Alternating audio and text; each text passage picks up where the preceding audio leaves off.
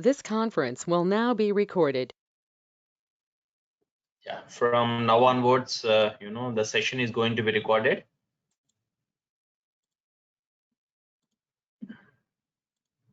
Yeah. So what else? Venu Madhuri, I think I know her. Chaitanya Kalyan, where you are from? So when I call your name, you can just unmute and you can just have an interaction with me. So until before we start our session. Chaitanya Kalyan, where you are from? Yes, sir. I am from AP, sir. Oh, you are from Andhra Pradesh. Okay, good. From which college? I mean, have you done your graduation or you're still studying? Yeah, graduation completed, sir. 2020 passed out. West Godavari. Oh, okay. So are you working anywhere or searching for job? No, sir. No, sir. Present day home. Okay, right. Okay, ma. Thank you. Thank you, sir. Usha. Thank you. Usha. Sir. Yeah. So good I am afternoon, from ma. So Varangal, where sir. you are from Varangala. So are you pursuing BTech? Yes, sir. Okay, good. Okay, ma. So Karthik. Can I have Karthik sir. online? Yeah, good afternoon. Good afternoon, sir. Are you pursuing BTech or are you completed? Completed, sir. 2019 M.I.E College, A section. So are you Name me student working name. anywhere? No, Okay. sir. Now doing M.Tech. Okay. You are doing MTech. Good. Right. Thank you, Karthik. And Vishal Paluri. Yes, sir. Good afternoon, sir. Good afternoon, ma. So where you are from? Have you finished your BTech or are you working Sir, anywhere? I'm from Vijayawada. I'm in final year, sir. Final year, very good. So how is your studies going on? Which college you are from? Sir, I'm from MGIT, sir. MGIT. Very good. So it's a good campus. I mean, it's a good college because we have a good faculty rapport with that college. Not only that, even Siddhartha also. Yeah. Okay. Thank you, Vishal. Thank you, Jeevan sir. Sagar. Yeah, good afternoon, sir. Good afternoon, ma. Where you are from? Sir, I'm from MGIT College. MGIT. Good. So you are also pursuing BTech, right? Yes, sir. Okay. Thank you, Jeevan. Srikanth. Yeah. Srikanth. Good afternoon. Yeah, I did my master's. In US. Oh, yeah, Srikanth. I know. Okay. Yeah. So actually, Srikanth is from. You are from Canada, right, Srikanth? No, sir. Actually, I've done my master's in US and worked there for almost 3 years, and I came back to India last year August. You came back. So Okay. currently, yes, because I didn't get my visa. I didn't get my visa extension. Got it. So anyway, I think your experience and your even your knowledge can be shared to other participants also in the due course of time, right? Yeah, definitely. So definitely, I will make you as a host, and you can interact with the students. What is the current situation outside the countries, and I how? think I'm the senior most person in this video in this conference. Exactly. Yeah, actually, because of two participants only, I can interact with you. So last year, it's around 160 participants. Even we couldn't able to have the interaction with them. But anyway, this time, even one or two also, sharing knowledge is very important. So that's what I felt. And see, this workshop which I'm going to teach you is not a new thing, Amma. So the only thing is just I'm gathering all the information at one platform where I'm going to share you more information relevant to the real applications. So that is what I'm doing more than what we usually do in academics. Yeah. Okay. Thank you, Srikanth. Thank you. Yeah. Mahesh Verma. Yeah. No worries. Yes, sir. I'm from MRSC, fourth year. Yeah, Mahesh. Oh, okay. Fine. Thank you, Mahesh. And Sahiti Reddy. Hello, sir. I'm from MRIT. MRIT. Okay. So finally, Rama. Third year, sir. Very good. So I think you are done with RCC and you are going through with design of steel structures, isn't it? Yes, sir. Okay. So anyway, so as it is the first day, so definitely we should have a good interaction. I should project myself and what are my strengths, and how you can get lot of information from my side. So definitely I'm going to start with that. And Priyanka, Sai Krishna, Abhinetri, Geetanjali, Siri Chandana, Sambat Kumar, Kavyasri, and VAMSI KRISHNA. I welcome you all, guys. I'm very happy that this second pandemic we are starting this first lecture, and after this continuous lectures will be there. And the next we are planning it on non-destructive testing of concrete, so for 2 to 3 days. So where it gonna involves with all kind of non-destructive testings of concrete, like ultrasonic, pulse velocity, rebound hammers, cover meters and all, half cell potential meter test. All these we are going to discuss that in the next coming sessions. I will let you know when we are going to start that. Okay, Venu, can I start the session?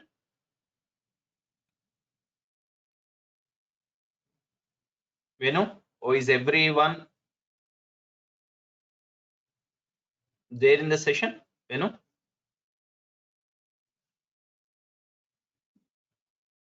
Venu, is it audible?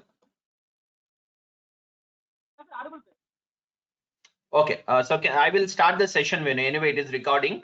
If anyone miss the session also, they can just go through that. Okay, right. So let me share the screen.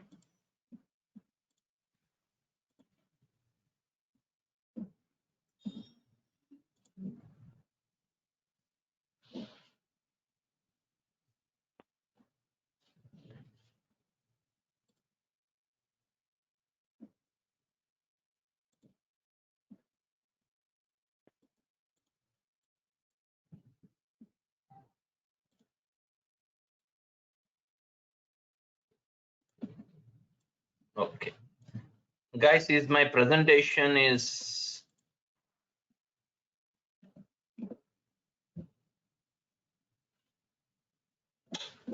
right? So good afternoon, everyone. I welcome you all for today's workshop, which is on quantity surveying on buildings and bridges. Let me introduce myself. I will give a brief introduction of mine for 1 to 3 minutes. Okay, so myself, B. VAMSI KRISHNA, and I did my master's from UK under specialization structural engineering, and I'm a member of few professional bodies like ISTE and Institution of Engineers, and I'm a licensed chartered engineer as well. And this is my contact, so where you can contact me either through mobile number, so which is same as WhatsApp number as well, and that is my email ID. And not only that, AAA services 4378 is also an official email, so where you can contact us whenever you find doubts related to this workshop or any other relevant to the civil engineering. And I believe when I teach to the students, I believe that, so this is my quote: tell me, definitely I may forget, but show me, I may remember, but involve me, I learn. So this is what I usually follow. Whenever I teach to students, I will try to involve them by showing something, so where they can relate and where they can keep it in their mind.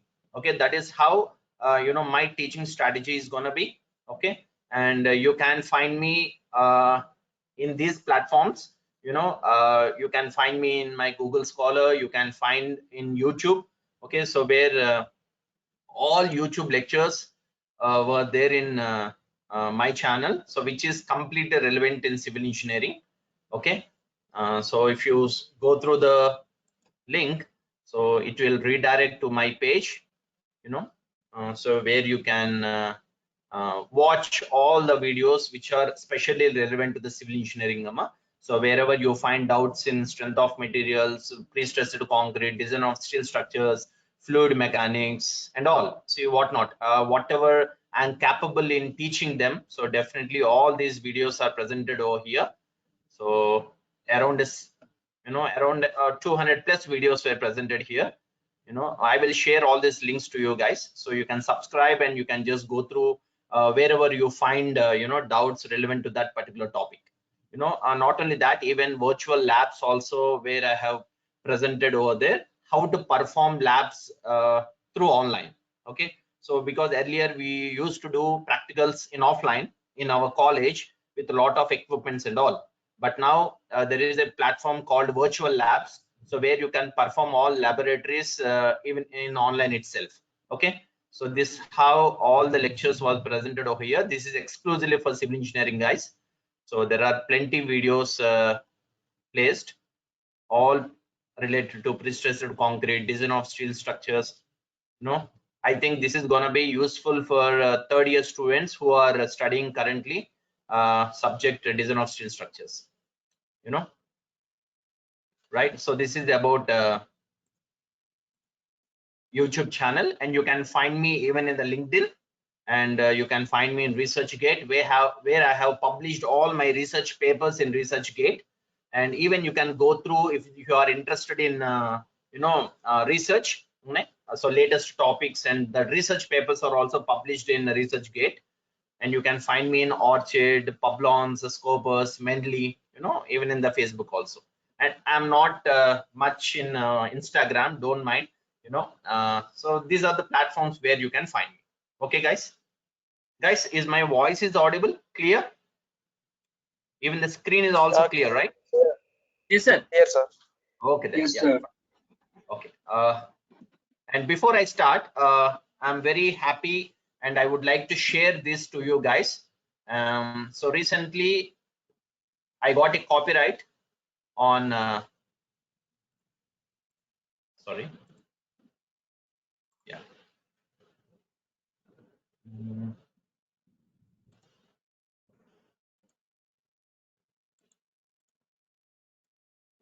Yeah. So recently, I got a copyright on textbook called Lecture Notes on Design of Steel Structures. So I wrote this textbook completely on a student's perspective. Okay, so why? Because even if you go through the textbooks, you may not find problems. So from where the formula was took, so in which page of the code you have to go through and all, you can't find them in that many of the textbooks. But these notes which were prepared completely based on the student's perspective. So by that, the textbook was copyrighted recently, and so the textbook name called Lecture Notes on Design of Steel Structures as per limit state method 800/2007. So this is what I would like to share you with you guys, and just I would like to show you the front pages of my textbook. So this is Lecture Notes on Design of Steel Structures. This is about me, and as I told you, you can find me here, and you can just read out the preface of the textbook, what this textbook is completely about, and what you guys can able to get information from this textbook. All it was presented in the preface. Okay, and if you go through the contents in the appendix, starting of the appendix itself, I have showed all the models of the steel sections which I have made personally with the wooden material. Along with that, you can find the introduction to steel and connections of steel sections with bolts and welding, tension members, compression members, beams, eccentric connections, plate girders, roof trusses. These are the topics which I have covered in the textbook, which I wrote completely with my own handwriting. So why? Because students are very habituate of reading writing notes rather than the textbooks. So in that way, I have made this textbook, and not only that, as I told you, appendix, you can find all models. See, whenever you are solving a problem, if you find the same problem in a real application, or if you see the same model, you can do the problem very easily. So in that way, all these models were prepared with wooden material, so which I have made it personally. That is what the uniqueness of this textbook. Bolted connections like single cover butt joint, lap connections, staggered connections, double cover butt joint, prying force, welded connections, groove welds, lap weld, tension members when a flat plate is connected to a gusset plate, single angle with gusset plate, lug angle, double angle with gusset plate, eccentric connections, like there are bolted eccentric connections and welded eccentric connections. So these are the welded eccentrical connections, and these are the bolted eccentrical connections. and simple flexible connections. I think every model is a problem.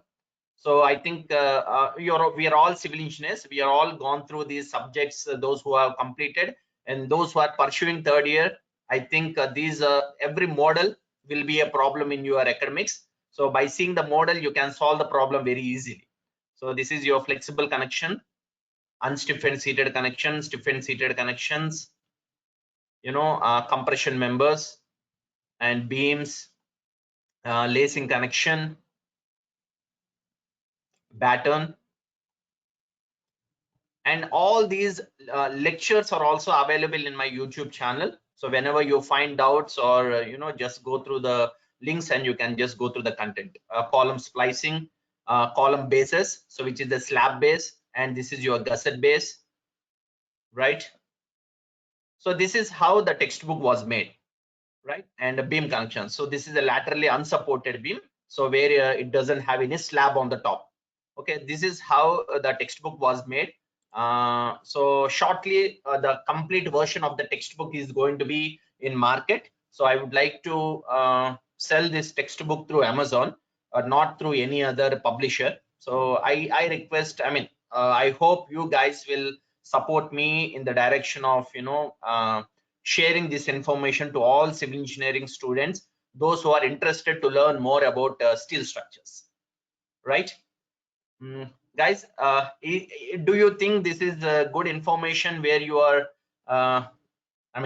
where you are acquiring right today? Before I start the workshop, so I would like to share this information. Do you think is this good information where you find it today? Anyone? Yes, sir, definitely. Yeah, anyway, anyone from third years who are studying currently design of steel structures? Is this textbook is going to be useful to you, Amma? Yes, sir. Good. Okay then. Yeah, fine. Okay. So thank you so much. Now we'll start our session. Yeah. See, this workshop is going to be organized for 3 days. So the day one, we are going to talk about quantity surveying, structural elements in buildings and bridges. Okay. So we should know what exactly the quantity surveying and how many different types of surveyings are there, and what are the elements there in the buildings and bridges.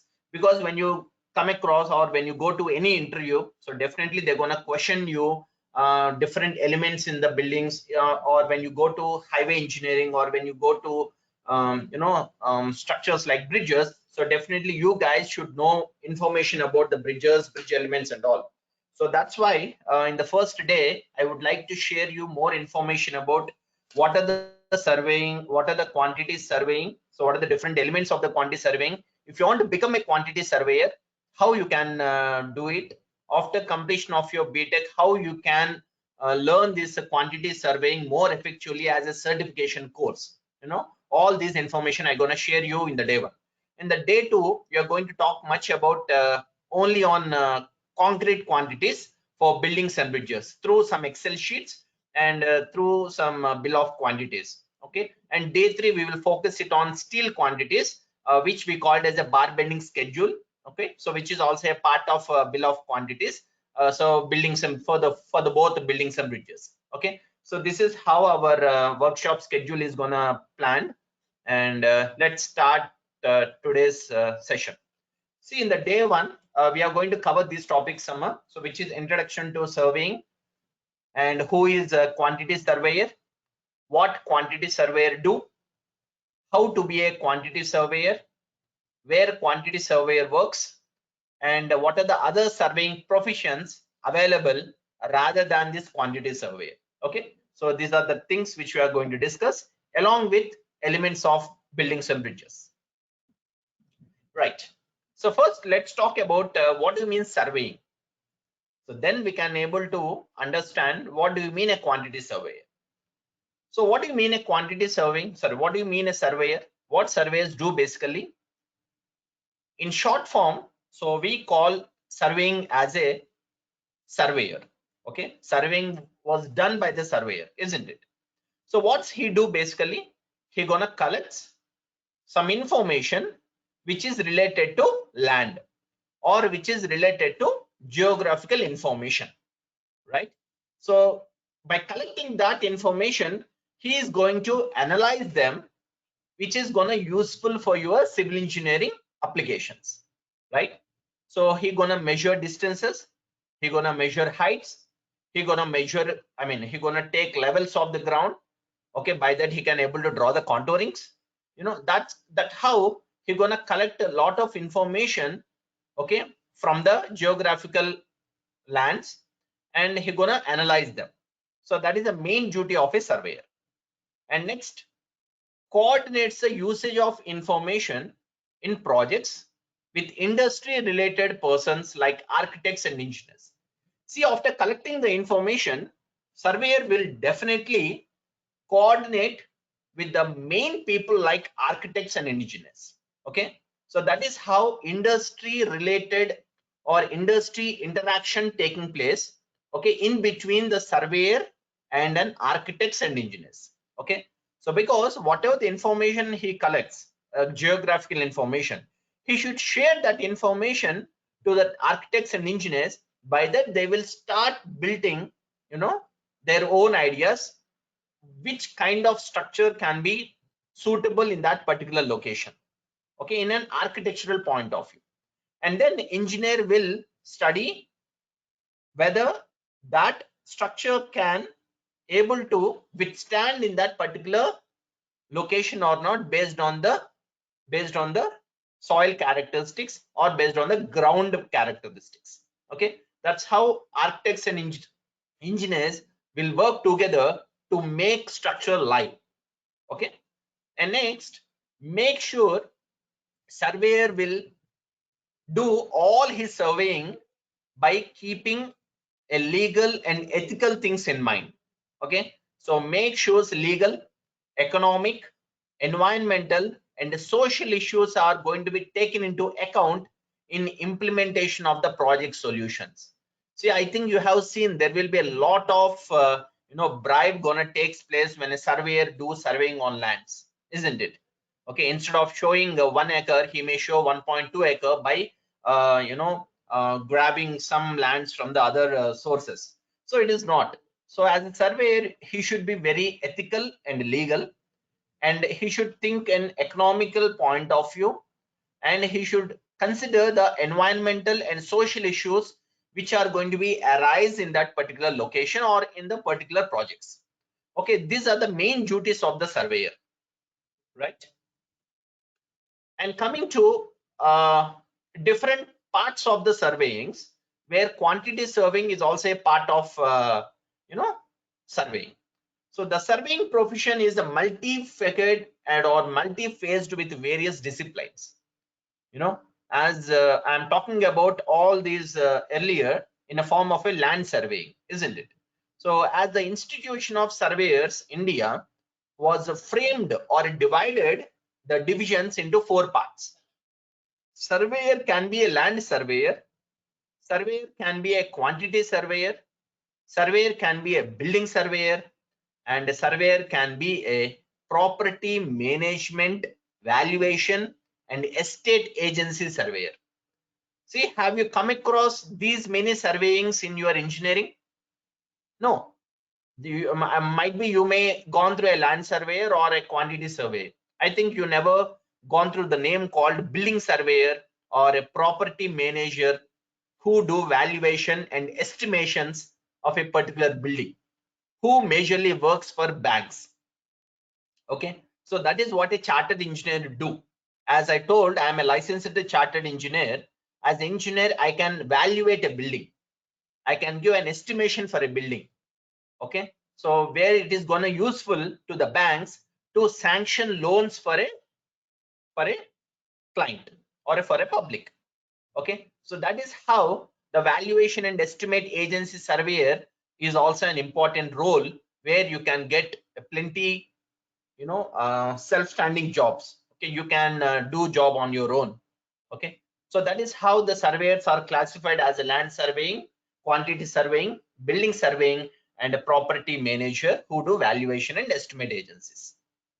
So now let's go into quantity surveying. What is the quantity surveying? Who can become a quantity surveyor? Where a quantity surveyor works? And how to become a quantity surveyor. Okay, so these four are very, very important. So by that, might be you can become a quantity surveyor if you know what, who, and where the quantity surveyor implicates. Okay, so let's see one by one. First, who can be a quantity surveyor? So basically, quantity surveying is a construction professional. So there is a slight difference between a site engineer and a quantity surveyor. Okay, a site engineer can have a knowledge of quantity surveying, but a quantity surveyor may not have a complete knowledge of a site engineer. Okay, so in that way, quantity surveyor is a more unique one, unique discipline. So where he works majorly in office, okay, with all constructional data, with all constructional professional information. So by that, quantity surveying or a quantity surveyor is a qualified and adequately trained to advise on all aspects of construction costs, financial and contractual administration. So these are the main duties of a contractor. So main duties of a quantity surveyor. Okay, so he involves in construction costs. So because after doing the quantity surveying only, people can estimate the whole construction, which we called as a construction cost. And he involves in finance. As we are talking about cost, so definitely it will involve in it will involves with the financial matter and contractual administration also. Okay, so like legal documentations, tenderings. So these are all going to be involved with the quantity surveyor data, right? And he gonna advises the client on appropriate contract agreement as well as the legal contract and gonna condition under which the buildings will be constructed. Okay, so he can advise to the clients what things he can advise, to the clients in terms of these aspects. What are they? Site preparation cost, construction cost, labor cost, material and plant costs, professional fees, taxes and other charges, running and maintenance costs for the new building. See, these are the different stages or different levels of the constructions. So where a quantity surveyor will involve in each and every aspect of the construction activities. So before starting of the construction, he involves in the site preparation. He involves in every aspect of the construction documentally. He involves in labor activities. How many labor required for each activity also will be given by the quantity surveyor only. Okay, for example, if you are casting a foundation of a 3 cubic meters, by that a quantity surveyor or a site engineer should know how many masons required for laying a foundation of 3 cubic meters, how many supporting males or females required, what are the other equipments required while laying a foundation. Okay, so these all information will be shared by the quantity surveyor or sometimes a site engineer, where it gonna involves in the construction and the labor costs. Okay, and what are the materials required for making that 3 cubic meters of foundation also will be known by the quantity surveyor alone, right? And running and maintenance costs for the new building and all. So this is who a quantity surveyor is. And next, what basically quantity surveyor do? Quantity surveyor, he can estimate, he can measure, he can procure materials or procure members, what we call people, or he can pay the bills. Understand? So this is what a quantity surveyor do.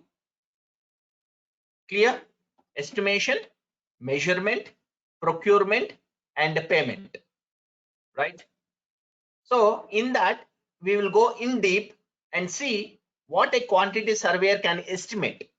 what a quantity surveyor can measure, what a quantity surveyor can procure, and what a quantity surveyor can do the payments, okay, for the building construction. Let's first talk about the estimation.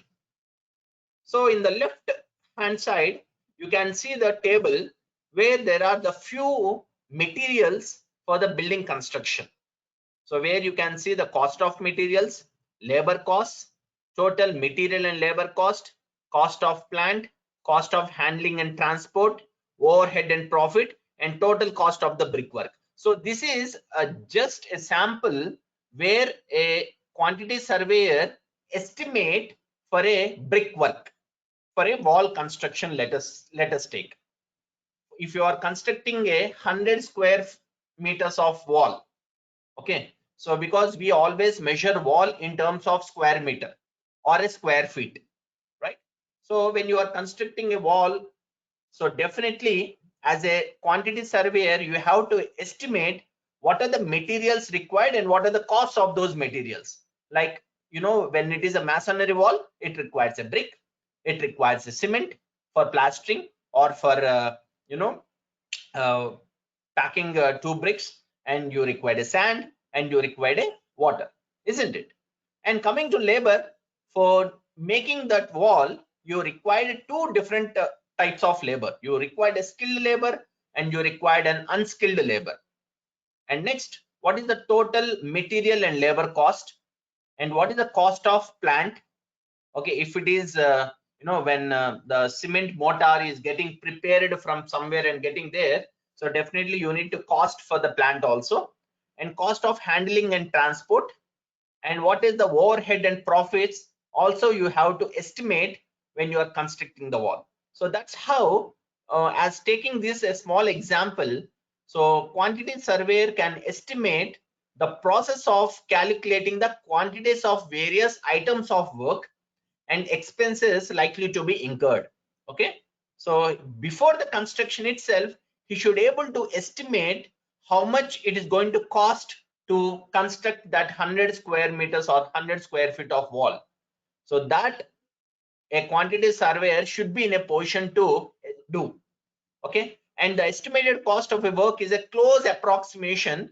So why? Because when you are doing some estimation before the construction, may or may not be same when you do the same estimation after construction, isn't it? Will it be same? Cheppandi, will it be same? Before construction, if you do estimation, after construction, if you check it again, will it be same, or will it be more, or will it be less? ఎక్కువ ఉండొచ్చా, తక్కువ ఉండొచ్చా, or equal ఉండొచ్చా? Not same, sir. Yeah, it won't be same, but it sometimes it may be less or it might be more. But as a good quantity surveyor, your difference should be very close approximation ga undali. Okay, it should not be much difference. Enduku ante, so when you are estimating all these before construction, based on that rates only you are going to make a tender. Okay, so when you are tendering, or when you are giving a tender for a particular construction of costing you around 3 to 5 crores, I mean, for example, 5 crores, after construction, your total construction cost should not be more than 5 crores. Okay, that is how a quantity surveyor should be very good in estimation, where the approximations or these errors should be very close. Okay, when you are doing before and after the construction, understand? So otherwise what happens, you may the quantity surveyor make your contractor in loss. Okay, so that won't be good for the company, and you may not, you also won't be sustained in the company when you're doing such kind of things. That's why you should be very cautious when you're doing estimation. Okay, by using this estimating knowledge, a quantity surveyor will be able to, what you can do, you can prepare a preliminary cost estimates and cost plans of the development project, or you can advise on cost estimate in relation to design development of a project. But nowadays, no problem, guys. There are few softwares where you can estimate before the construction, where it is going to guide you and where it's gonna make you very approximate things, before and after construction of the project. It should not cross 10% of the total construction cost. Okay, otherwise you will be in loss. Understand? So there will be MS projects, and there will be Primavera software where you can do planning. There will be some quantity, estimating and costing softwares are also available. Okay, with those softwares you can practice, and you can do better estimation before the construction, which we call it as a preliminary cost estimates under the, or cost plans under. Okay, so this is the main duty of a quantity surveyor in terms of estimation. And what is the next one? Measurements. See, this is very, very important. As a civil engineer, you all should be very good in measurements. When you can be a good person, when you can do best or better measurements, you should have a minimum mathematical knowledge. In that sense, you should know what are the areas, what are the formulas for volumes, different sections of volumes, different cross-sectional areas, different densities of materials. So these all bit information you should know before doing any measurements, right? So why? Because when for example, if you are laying a foundation, if it is measuring a concrete quantity of 3 cubic meters, if you are doing wrong measure, and if you are ordering 3.5 cubic meters of concrete, so definitely you are going to make a loss of around 2,000 rupees per each cubic meter for that particular foundation alone. Okay, why? Because you are not good in measurement, right? And one more thing, you should always measure a concrete quantity based on what? Can anyone? Are they only based on the dimensions, or are you going to measure based on any other parameters? A concrete will be available in can be measured in two ways, which is a wet concrete and dry concrete, isn't it? Can anyone tell me what is the difference between the wet concrete and the dry concrete? Dry mix or wet mix under gada. So what is the difference? See, when you take a concrete quantity materials on its own, when you take it as a dry materials, okay, so when you measure it, your volumes will be more. When you add water into that, what happens? Will your volume will increase or decrease? Will your volume increase or decrease? Sorry? I think it will increase. Volume. So see, for example, you are taking sand, aggregate, and cement. They are all dry materials, isn't it? Okay. So you are filling those three materials in 1 cubic meter of cylinder, 1 cubic meter of some specific cube. When you add water into it, will the volume will decrease or increase? Decrease, sir. Very good. Volume will decrease. Okay. So can anyone tell me how much volume it will get decreased? By that, you can able to know how much concrete we have to order, for making a wet mix of concrete. So what I mean, we have to take a materials in such a way that to make or to match with the wet concrete, we have to take that quantity of materials to match up with the complete 1 cubic meter of volume. Okay, so that's why even if you see in your RMC plants, they do mixed design only based on the wet concrete, not based on the dry concrete. Okay, so wet concrete ki dry concrete ki enta difference untundi telsa? It will be 1.54 times. Ante 0.54 difference untundi. Okay, wet concrete will be always more. So based on 1.54 times only, the concrete is going to be splitted, and the materials are going to be taken while going to be taken in your RMC plants.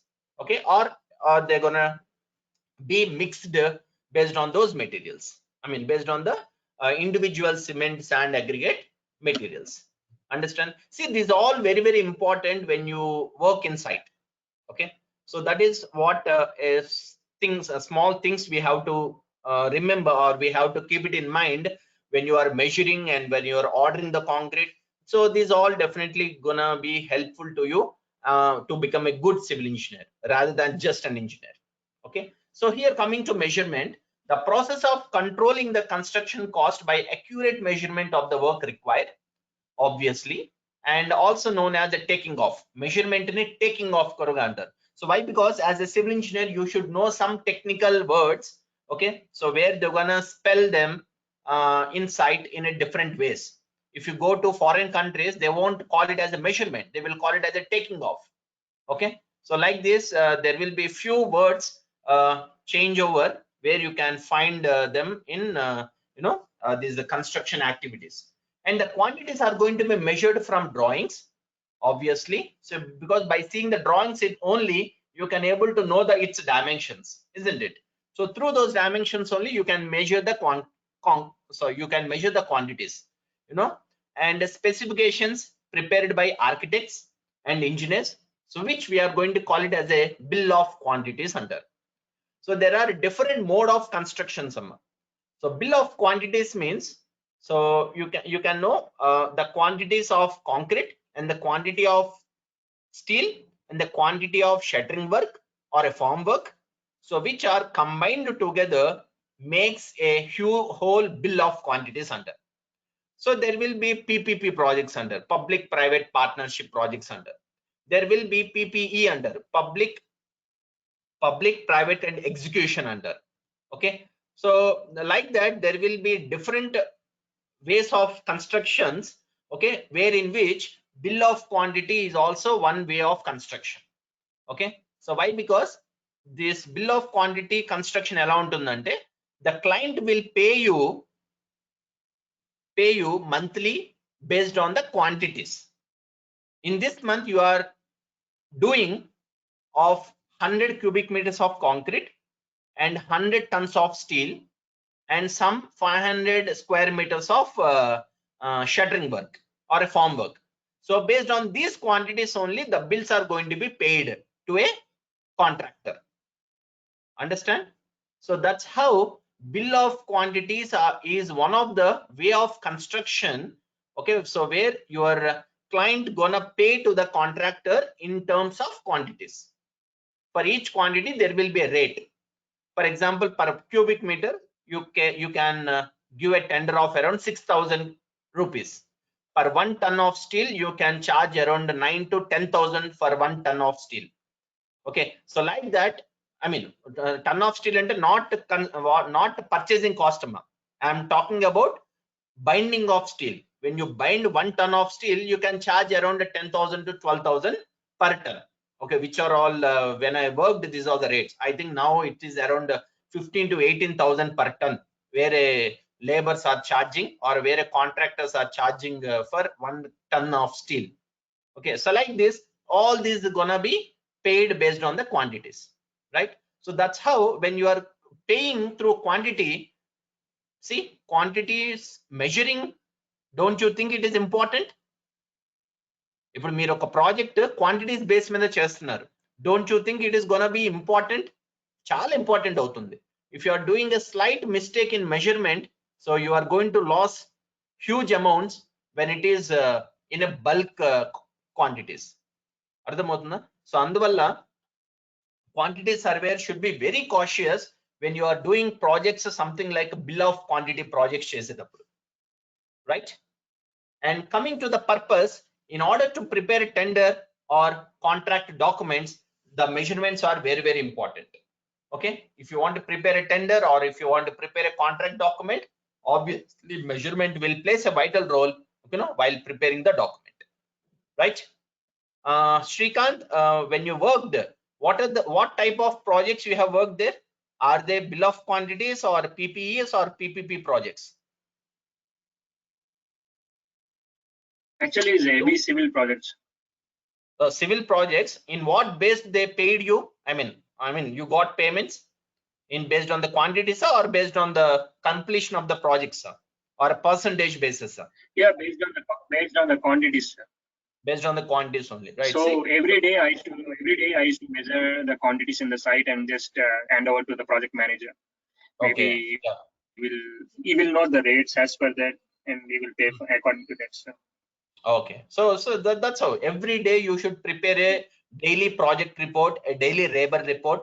Okay, daily quantities, how much steel you have binded, how much concrete you have laid, how much shuttering work you have constructed, of shuttering work or a form work, everything you have to measure, and based on that only the quantities are going to be submitted. Okay, so by that measurement plays an important role, okay, in a quantity surveyor's duties. Next, procurement. So this is also important.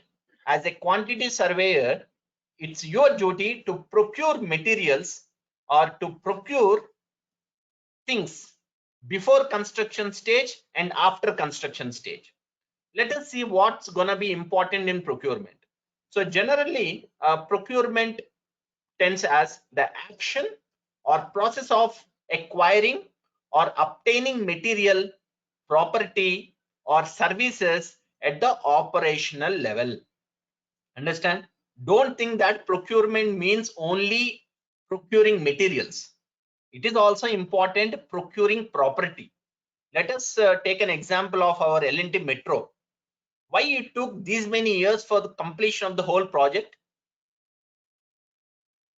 Because it took time to procure the property. Exactly. Don't they have material? It time to procure the land. Exactly. No, I am telling to others.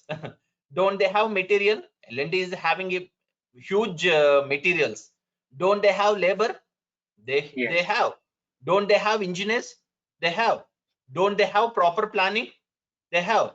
But why it took these many years to complete? Actually, you know, L&T Metro is a project where it has to be finished within 5 years of time period, but it took around 8 to 9 years to complete. So why? Because here procuring property or acquiring lands from the customers or from the landlords is also a duty of a quantity surveyor. Okay, I mean, he gonna have a help from others also, but his duty is to get that things to be done. Why? Because you have to add even that procurement costs also in your tendering document, also in your construction cost. అర్థమవుతుందా? అంతేగాని procure చేసుకోవడానికి మీరు just అడిగితే public మీకు land ఇస్తారా? No, you have to pay some amount to them. That amount also you have to add it in your construction cost. Okay, so that's how procurement of materials, procurement of properties or services at the operational level, these are all gonna be adding into your procurement thing. Okay, so one thing, operational level. So I will tell you the same example, L&T Metro. See, L&T Metro has constructed few metro malls just beside the metro station. Who constructed them? If you see in your Panjagutta area, or if you see at Nizam Hospital, at some other locations, they have constructed a huge metro malls. Why? Are they having a huge amount to construct all this? No. Why? Because if they construct, they are all constructed with their own money. Why? Because they want to make those services user friendly. By that, people will start using metro rail only, okay, for coming to that particular mall, okay, to coming to that particular metro malls. So that is the reason why, even though it increases their construction cost, they want to make it more serviceable to the public. They will invest more to construction of these other adding adding things like metro malls kanivandi, or foot-over bridges kanivandi. Foot-over bridges also, do you think in our Hyderabad all these foot-over bridge, I mean, after the L&T Metro happened, all these foot-over bridges, all these metro walls was constructed by a government? No, all they are constructed by L&T itself. Why? Because they want to make their metro user friendly to the public. So you have to add even those constructions in your overall construction cost of the L&T Metro. Understand? So this is how your procurement I mean, quantity surveyor should have a procurement knowledge in terms of these areas like material, like property, like operational levels, what things to be constructed even after construction of my project అనేది కూడా check చేసుకోవాలి. Understand? Not only that, Emma, even for parking, L&T itself, they constructed all these parking areas. You know, they acquired lands and they constructed these parking spaces. So these are the things comes under the procurement. Okay, purchasing, contracting kanivandi, or negotiating directly with the source of supplies kanivandi, or material suppliers kanivandi. These all duties a quantity surveyor will do. Okay, and so basically the quantity, I mean, there are seven main elements in the process of construction procurement. So why? Because this difference you people should know when you become a quantity surveyor or even a site engineer. Okay, so what are the pre-construction stages where things can be procured, and what are the other activities so where you can do procurement at the construction stage? After construction etuvanti procurement undadu. There will be only two stages. One is pre-construction stage and the other one is during construction stage. Okay, so first, before construction, there will be an initiation, there will be a funding. Okay, either funding from the government or self-funding or taking from the loan. Okay, so there will be different types of funding amma. Mana okokka danni chustene individual itself there will be a huge subject in it. There will be a procurement funding under. So bank funding, self funding, government funding, or any other NGOs funding. So these all things comes under funding.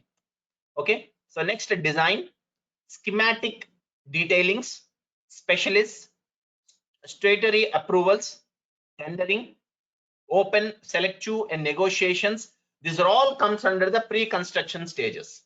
Okay, so there the procurements happens. And at construction stage, there will be an involvement, management and physical construction process of the materials and the risk allocation.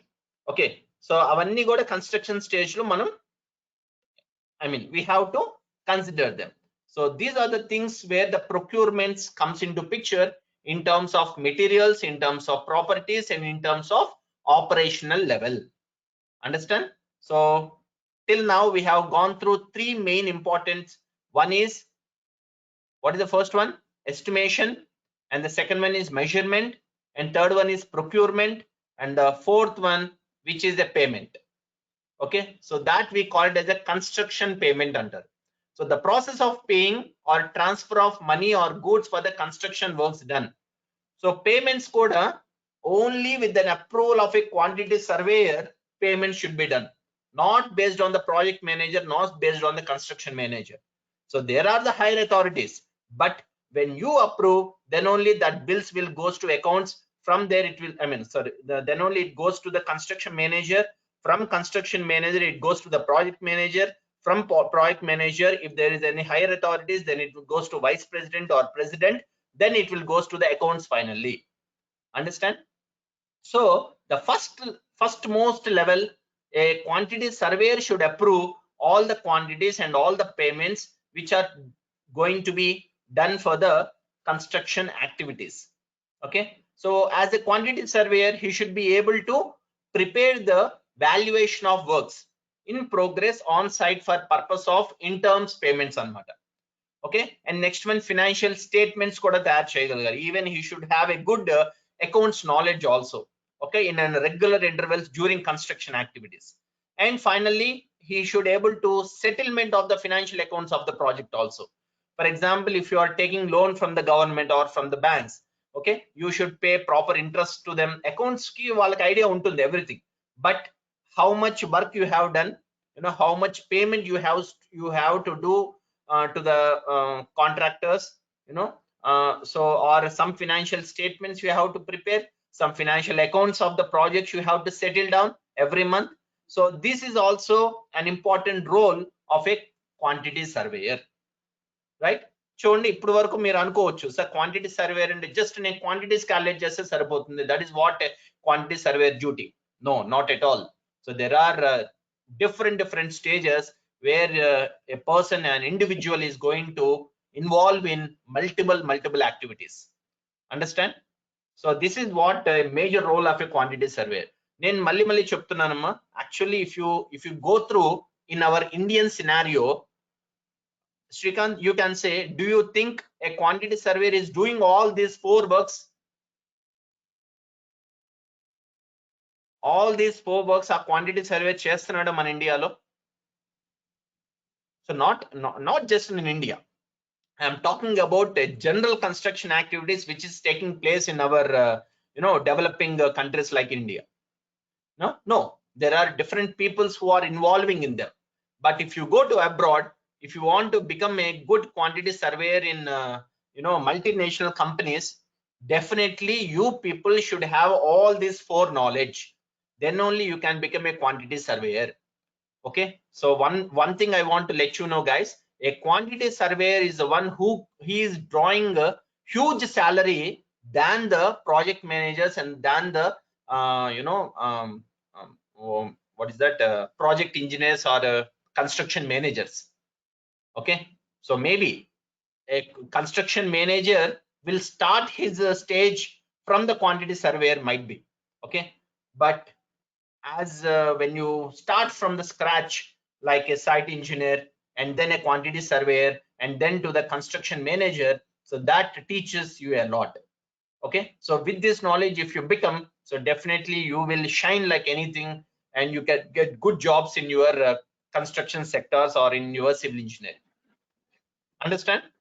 So next, usually in other countries, they will call as site inspectors. Site inspectors. Okay, yeah. So here we call them as a concessionaires or a what we call the consultants. So where they come and inspect the sites. Yeah. So there will be some concessionaires will be there where they do only inspections, whether they are following the proper quantities or not, and where they are doing a proper bills or not. Everything they're gonna check. Like consultants usually they will focus on the design aspect. Concessionaires will focus mainly on these quantities aspect. Yeah. Yes. Okay, right. So next we will go to how to become a quantity surveyor. So I will just let you know in Indian perspective. Okay, so if we are all Indians, how to become a quantity surveyor in India. In abroad, there are plenty sources available. You have to write exams, you have to qualify in that. Okay, then only you can become a licensed quantity surveyors. Quantity surveyor is also having a license like a chartered engineer. Okay, so in that way, coming to India, you are having 3 main sources to become a good quantity surveyor. The first one is you can register and you can become a quantity surveyor in Indian Institute of Quantity Surveyors. దాంట్లో మీరు ఏదైనా course చేసి you can become a quantity surveyor. Okay, so which is approved by India. And next one is NICMAR. I think many of you know about NICMAR, where we are having around 3 to 4 branches in India. In Hyderabad, we are having the main branches in Pune, Delhi, right? So many of our college students are pursued, I mean, they finished their degrees there and they are working in MNC companies with very good package. So why? Because in NICMAR, there will be very few courses where they make you to become a project managers and quantity surveyors and land surveyors and all, so because those professions are the ones who are getting huge salaries than a site engineer. Okay, so NICMAR, National Institute of Construction Management and Research. Okay, so where they're gonna mainly focus on these construction management activities. Okay, and the third one is, what is that logo? Can anyone remember that logo? Evarkana telsa logo ento? Guys, Indian Standard have you ever seen Organization. that logo? Sorry, I think it's Indian Standard Organizations. no, it's ISO stands for Indian Standard Organization. I'm talking about what is that logo called? Anyone? NAC, sir. Very NAC. good, very good. NAC. It's a National Academy of Construction. So National Academy of Construction is also a government organization, so which is approved by our individual states anamata. Okay, so even you can do quantity surveying courses there, so where they're gonna certify you as a quantity surveyor, and there they will show you platform, so where you can work in a MNC companies or good reputed companies like Hyderabad in L&T Metro, L&T's kanivandi, NCC kanivandi, or My Homes in our Hyderabad, or many construction projects low you can able to work when you are certified by National Academy of Construction. Okay, so I think with my knowledge where I searched, I think these are the three main platforms where you can acquire quantity surveying knowledge and quantity surveying certifications, and where you can become a quantity surveyor. Okay, so let's I will show you some brief information about each individuals like this. Indian Institute of Quantity Surveying, IIQS under A.M.I.E. It is a professional body of quantity surveyors, and its members includes the professionals working in the field of quantity surveying, cost management, commercial management, contract management, property development, engineering, and other related fields. Okay, so basically it was formed in the year 1998 itself. And coming to NICMAR, which is the National Institute of Construction Management and Research, it has been constituted as a non-profit organization, okay, because it is not at all recognized by any government body. NICMAR anedi a government body recognized chesindi kaadu. Okay, if you do a course or a PG course in NICMAR, that certificate is not recognized by government. Okay, మీరు అనుకోవచ్చు sir నేను నిక్మార్ లో PG చేస్తే it will be equivalent to the M.Tech అనుకుంటారు. No, if you do any PG course in NICMAR, it is just a diploma course ante. You should not consider it as a master's, you should not consider it as an M.Tech. Understand? You can consider that as a course where it is going to show you a platform or a job of a salary around minimum 10 lakhs.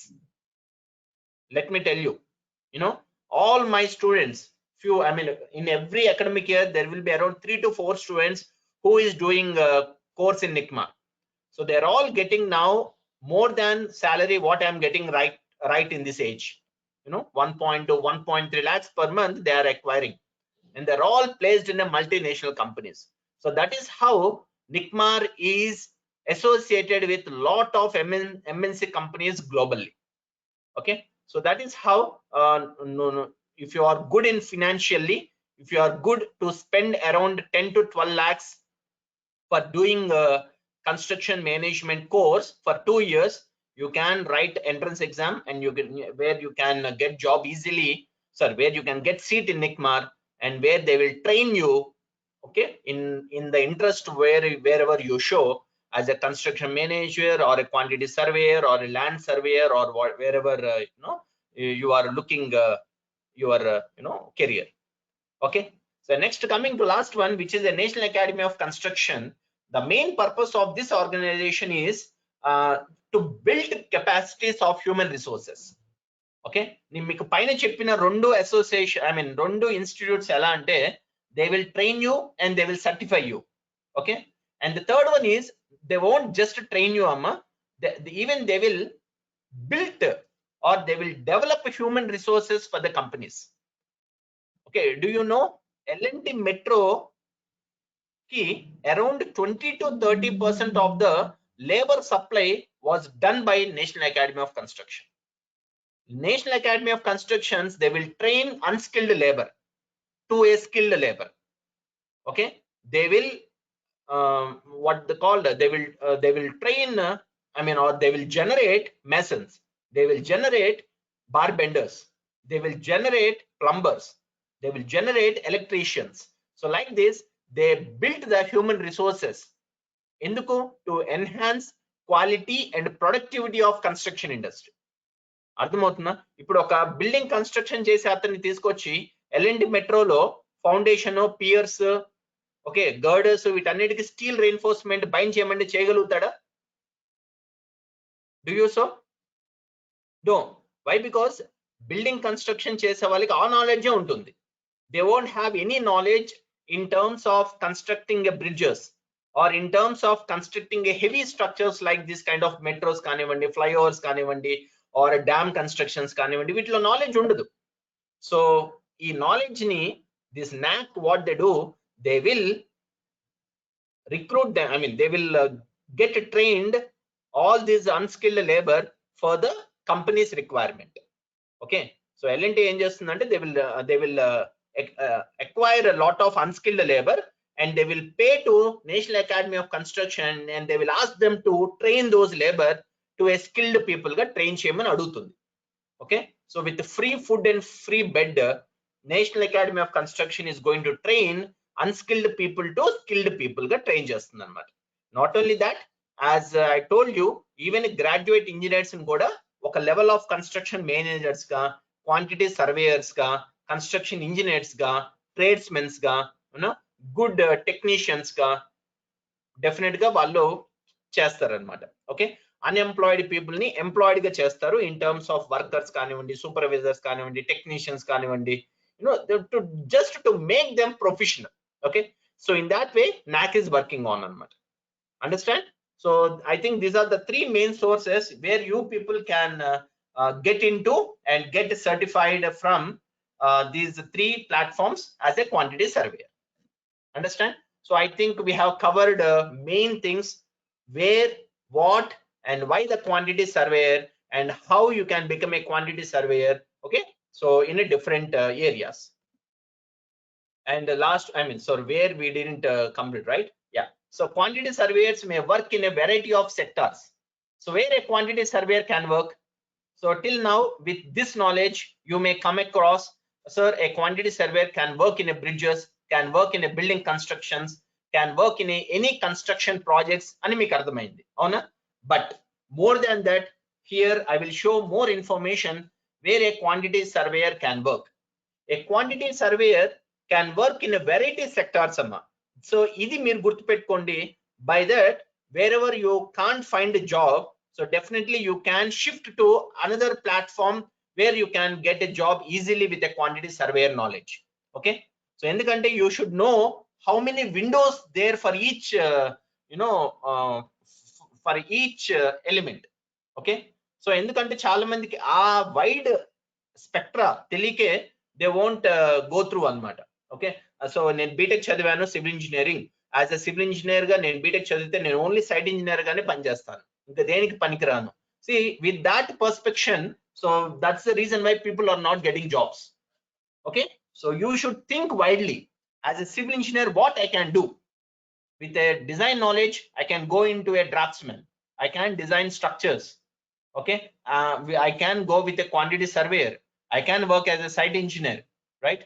So with the BTech knowledge, I can become a chartered engineer. So you should think in a wide area, so where you can settle down in different sectors. Let me show you how the quantity surveyor may work in a different sectors. He can become a private consultant. As I told you, after getting certified, so if you get registered with the government as a quantity surveyor, you can start your own consultants and you can become a private consultant as a quantity surveyor. Okay, next one, you can work with the government agencies, you can work with the educational institutions, because educational institutions are also required a quantity surveyor. Why? Because even in educational institutions, every day there will be some works goes on. Kada? Education institutions, every time they usually purchase lands for constructing their buildings, isn't it?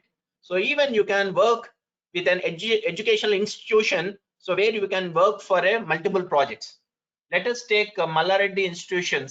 So how many Mallareddy institutions are there, Amma? I think students who are from our college, they know. How many Mallareddy institutions are there in Hyderabad? There are around 8 who are under Mallareddy Education Society, isn't it? So when you are part of the education institution, you can involve in every construction activity which is happening in that institutions. Okay, chalda adi వాళ్ళు huge constructions చేస్తూ ఉంటారు. Every day there will be some works goes on, every day there will be some renovation takes place. Okay, so that every aspect you can involve and you can work with them. So మీరు మా కాలేజే చూడొచ్చు, every year you can see lot of modifications and renovations taking place. And next one, construction companies. You can work with a construction company as a quantity surveyor. You can become a property developer. Okay, with the quantity surveying knowledge, you can become a property developer. You can work with banks. Okay, as I told you, if you are registering as a chartered engineer, with an institution of engineers. Okay, so they will certify you as a chartered engineer where you can work with banks. Mar banks ki quantity surveyors తో పని ఏంటి అని మీరు అడగచ్చు. Exactly, if for example if you are purchasing a flat, okay, you want some 80% of the loan to purchase that flat, because the banks won't give 100% of the loan. Okay, they will give only 80% of the loan of the flat valuation. Then when you apply for the loan, what banks do, you know, they will give that information to the valuer, and they will tell to valuer, go to that particular site, see the flat, measure the flat with all the dimensions, and give the valuation of the flat.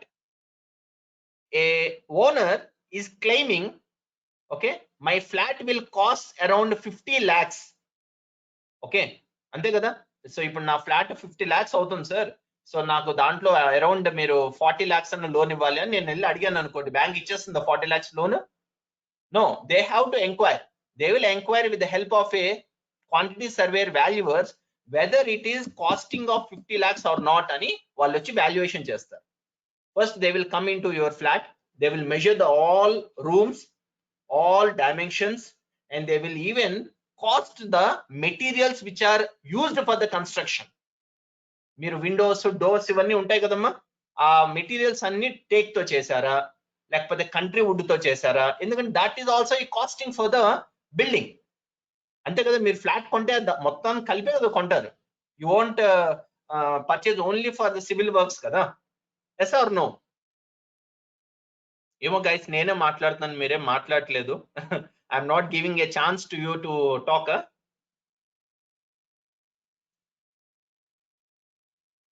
Guys, can I continue? Yes, sir. Yes, sir. Is it effective? No, I want response yes. from everyone. I want response from everyone. Is it fine? Yes, sir. Okay, so anyway, at last we can have a discussion, because this meeting is not going to end with time period anamata. Manam continue cheyochu. At last when I finish, definitely we will have an interaction session. Okay, right? So if anyone need a break, so please let me know. We can have a break and we can continue. Okay na? So don't hesitate.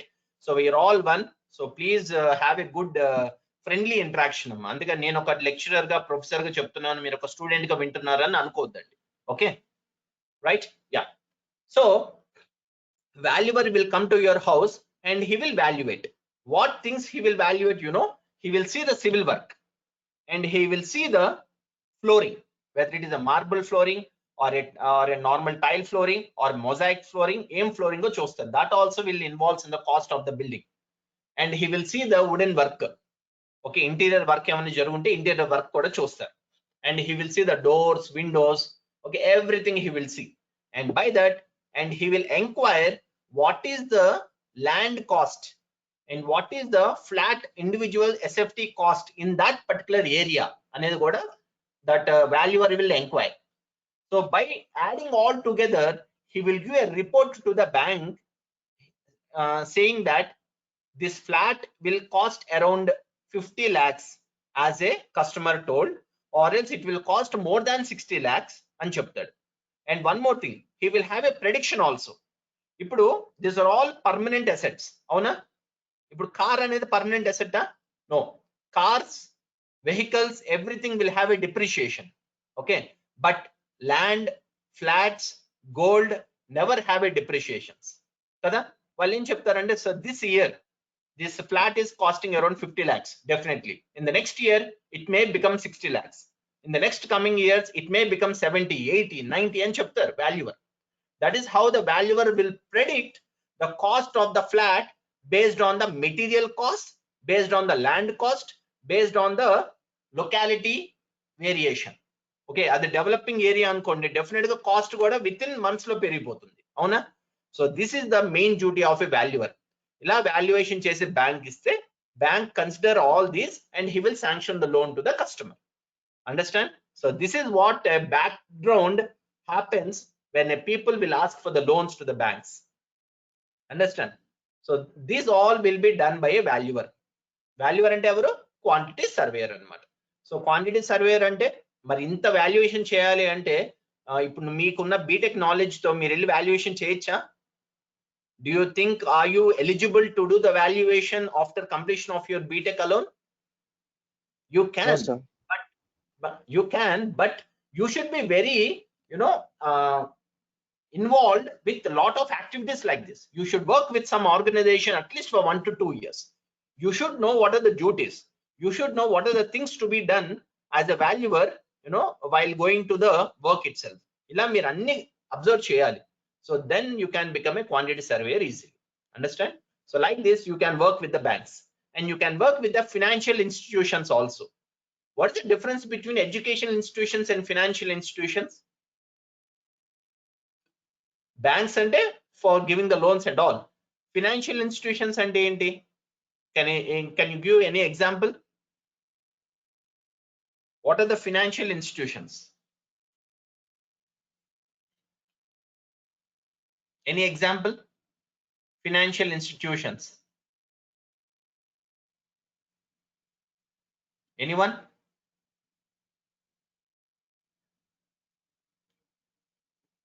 See, all other kind of sectors which are majorly involved with the financial matters.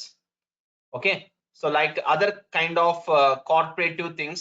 No, banks and I am talking about government banks kanivandi or RBI approved banks kanivandi. Other than that, any institutions which are involving in some financial matters or any kind of industries, they all comes under the financial institutions.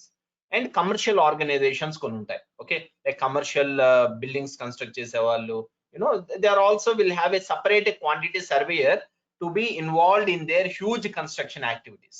Okay, so like this, a quantity surveyor will be involved in these many sectors. Okay, so where you can also be a part of at least 1 or 2 out of this list. అర్థమవుతుందా? చూసారా ఎన్ని openings ఉన్నాయో? ఒక్క quantity surveyor కి ఇన్ని openings ఉన్నాయి. Private లో కానీ, గవర్నమెంట్ లో కానీ, ఎడ్యుకేషన్ లో కానీ, కన్స్ట్రక్షన్ కంపెనీస్ లో కానీ, ప్రాపర్టీ డెవలపర్స్ లో కానీ, బ్యాంకింగ్స్ లో కానీ, ఫైనాన్షియల్ ఇన్స్టిట్యూషన్స్ లో కానీ, commercial organizations లో కానీ ఇన్ని ఓపెనింగ్స్ ఉన్నాయి. See, when you have this wide spectrum, so definitely everyone will get a job. The only thing is you don't know where to go. You don't know where to implement your knowledge, okay, for their utilization or for their purpose. Meeku teliyadu. I mean, many of students doesn't know. So that's why you're all people are lagging for jobs. Okay, next. So this is the things where quantity surveyor can work. Okay, so with all these skills place, with all this skill set, quantity surveyor is a strong position to take a leading managerial role throughout the development of a project. As I told you, rather than a project manager or a construction manager or a vice president or whatever skill set, a quantity surveyor is the strongest position in a development of any project in construction. Ardhamavutunda? So that is what about a quantity surveyor. Guys, have you all understood? I think now you have a Yes, sir. clear picture about a quantity surveyor. Okay, so this is what about quantity surveying. This is what about the introduction of a quantity surveying. Okay, now we will move on to other surveying professions. Sir, quantity surveyor kaakapote, what surveyor I can become? You can become a land surveyor, you can become a building surveyor, and you can also become a property management, valuation and estimate agency surveyor kuda avvachu. Okay, let's see in brief what a land surveyor do, what a building surveyor do, and what this property manager do. So land surveying, see, land surveyor, as I told you in the starting of our presentation itself, we have come across this information where he gonna see the land and geographical information. He gonna analyze this land and geographical information, and he used the information for the purpose of planning and implementing the efficient administration of the land, sea and structures. మీరు అందరూ అనుకోవచ్చు land surveying అంటే only on land అనుకుంటారు. No. So if you see the different types of surveyings, how many types of surveyings are there, Amma? Anyone? How many different types of surveyings are there? Land surveying? Anyone? See, మీరందరూ చదివారు civil engineering. Can anyone tell me how many types of surveyings are there? Land surveying, ఏం మాట్లాడలేదు? Guys, please respond. What other surveyings are there apart from land surveying? I think it's Quantity chain surveying. No. Building surveying. See, guys, don't deviate. I'm talking about surveying alone in spite of land surveying. Land surveying kaakunda there are other 3 types of surveying. Second one is railway surveying. Okay. Third one is aerial surveying. And the fourth one is hydrographic surveying. Understand? There are 4 surveyings there where you can see the geographical information. I mean, geo ante earth kada. So earth ante manaki land kanivandi, railways kanivandi, airways ante aerial surveying untundi. Hydrographical surveying ante which we do surveying on water. Okay, so that's how surveying also is divided into 4 different surveyings anamata. Okay, so land, railway, aerial and hydrographical surveying. Okay, and there is another surveying which is called as sorry, I'm not getting that. There is another surveying which we do surveying beneath the ground. I will tell you tomorrow. I'm not getting that name, technical name. So there is a surveying which we do beneath the ground. Sir, beneath the ground surveying enduku? Below the ground, do you require any surveying for that? To know, I think for mines person. Exactly. So to know at what level you can get the groundwater table, to know the soil properties beneath the ground, to know the soil strata beneath the ground, okay, to know the water resources available beneath the ground, enta area of water resources available unnai beneath the ground, enta length availability unnai, ila anni manam, not only that, even gases kanivandi prati okkati. So there will be a surveying which we do even beneath the ground also. Okay, so for doing those we have a lot of equipments like resistometers kanivandi, ilanti konni equipments unnai. Okay, so with that they do surveying beneath the ground also. So like this I can say there are 5 surveyings where you can do on land, railways, airways, I mean aerial, hydrographic and beneath the ground also.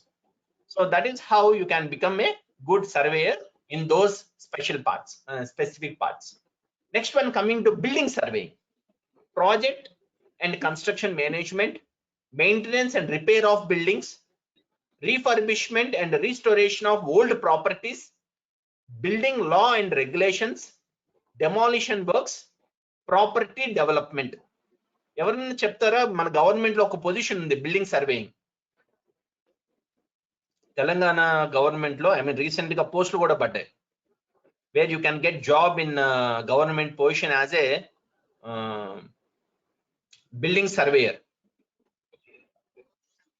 Any of your friends got the job అమ్మా? So where they do all these activities. GHMC లో చాలా exams, చాలా positions కూడా ఉన్నాయి. ఎవరికన్నా గుర్తుందా? Right. So they do all these works. They do the property development, demolition works.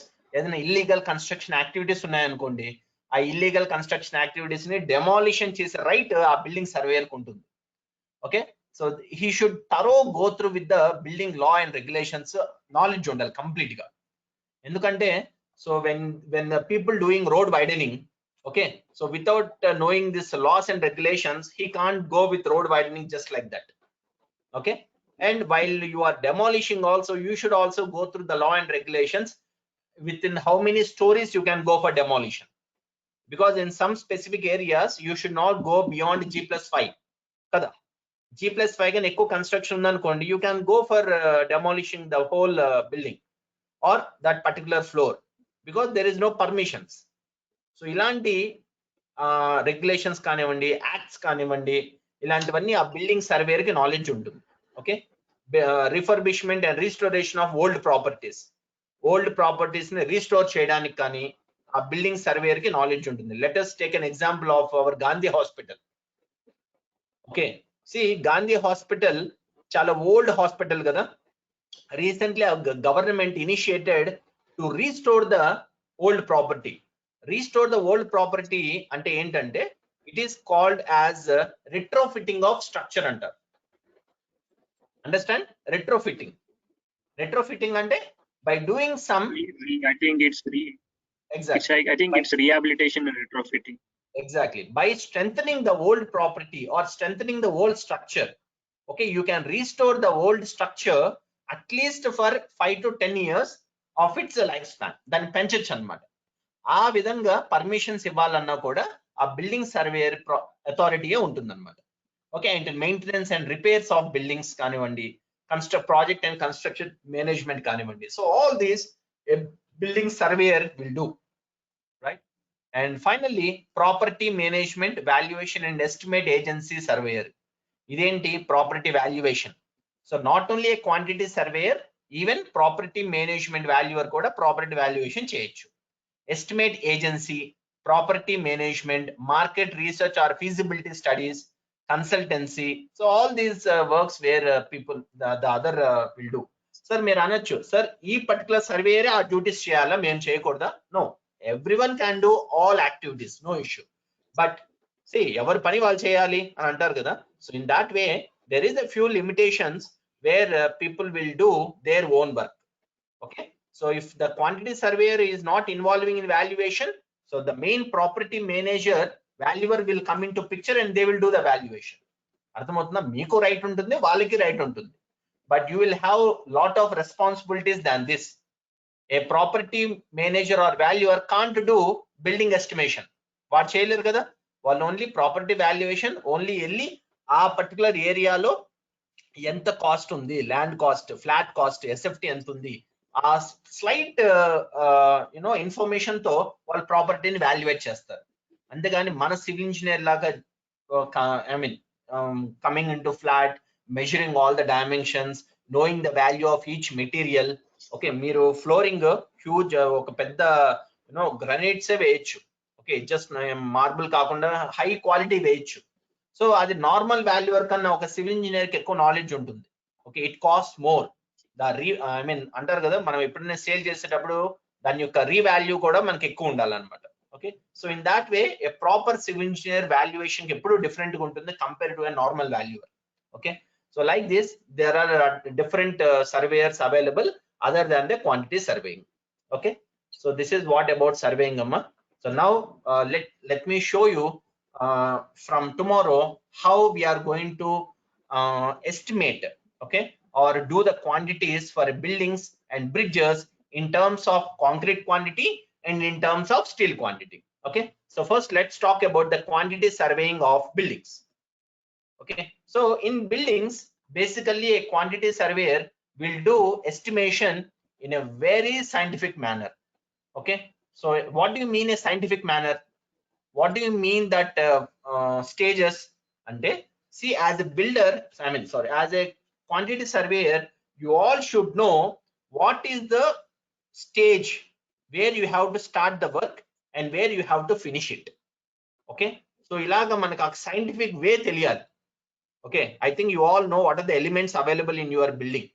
Okay, where it starts from PCC bed దగ్గర నుంచి till end of your slab, you should know all the stages of the construction activities.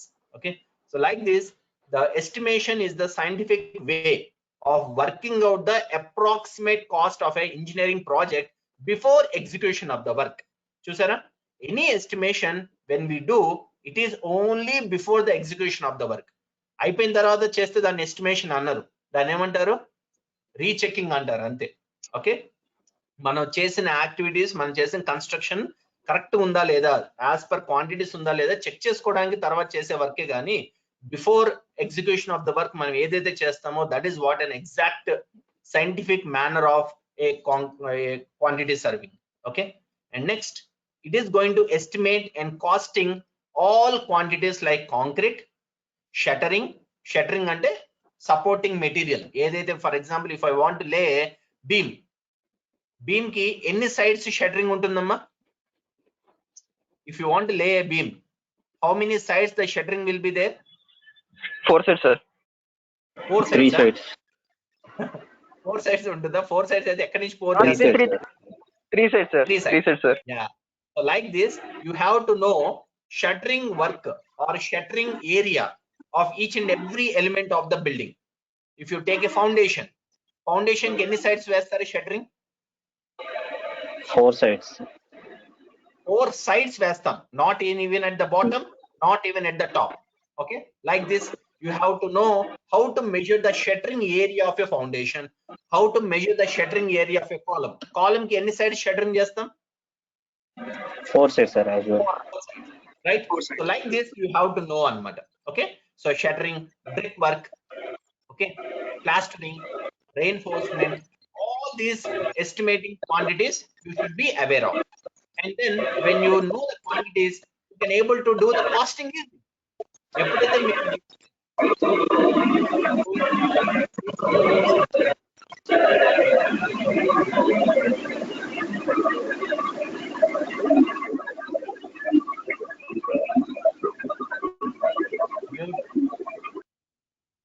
GSK Sampath Kumar, please mute. Yeah, thank you. Sampath, please mute him. Okay, right. Thank you. So when you do a proper estimation, then only you can do costing. Sorry, when you do proper quantities calculation, then only you can do costing. So all together it is called an estimation. Okay, so costing appude cheyagalugutam. Costing cheyalante meeku A knowledge undali? You should know what are the rates based on the building bylaws. Okay, so based on the rates available currently, what is the cement rate, what is the steel rate, what is the sand rate, what is the aggregate rate, okay, what is the brick rate. So every rates it should be in your hand, then only you can do costing of those quantities cheyagalutaru. Okay, and then estimating and costing is also known as the quantity surveying, we know. And finally, the whole estimating you are going to do in Excel sheet. Okay, if you are not good at softwares like MS projects kanivandi, Primavera kanivandi, if you are not good at, you can make use of Microsoft Excel, okay, to do a better calculations of concrete and steel quantities and even the shuttering quantities also. Okay, so అందువల్ల Microsoft Excel అనే minimum ఒక civil engineer కి వచ్చి ఉండాలి. Okay, మీరు అనుకోవచ్చు sir MS office లో నాకు వర్డ్ వచ్చు సార్, వర్డ్ వల్ల ఏం ఉపయోగం లేదు. Okay, if you are a site engineer or if you are a civil engineer, please guys, if you are not aware of Microsoft Excel, at least from today, please try to learn or please try to do calculations, how to frame a formula, everything in your Excel sheet. Meer Excel sheet gaani practice chesaru ante no need to learn even a Primavera and even a MS projects also. Okay, anta effective ga untundi Excel goda. But as a client's requirement to make work easily, to involve a lot of parameters, so definitely Primavera and MS projects are more important. But as a starting stage of your learning, please, Microsoft is more than enough anamata. Okay, so this is how about estimation can be done. And coming to the topics, so what are the building stages in quantity surveying? First one, substructure calculations below ground level. So ఎప్పుడైనా ఒక building కి మనం calculations we have to start from sub structure. Okay, so మీరు పక్కన ఈ picture చూడమ్మా, ఇక్కడ ఈజీగా అర్థమవుతుంది మీకు. ఇన్ దిస్ సబ్ స్ట్రక్చర్ ఏంటి, ఇక్కడ below the plinth beam or below the ground level అనుకోండి, because at the ground level, above the ground level or along the ground level only your plinth beams will be there, isn't it? So below that, whatever the structure you construct, that structure called as a substructure calculation under, okay, below ground level. And second one is superstructure, the whole structure which you are constructing above the ground, like either in a first floor, second floor, till it roof point, those structure called as a superstructure calculations which is above the ground.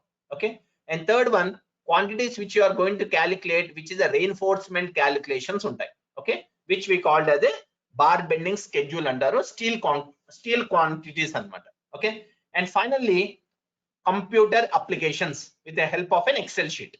Excel sheet lo ela dump cheyali, Excel sheet lo manam ela note chesukovali for calculating the whole building concrete quantity, for the whole steel quantity ela calculate cheyali, for the whole shuttering quantity.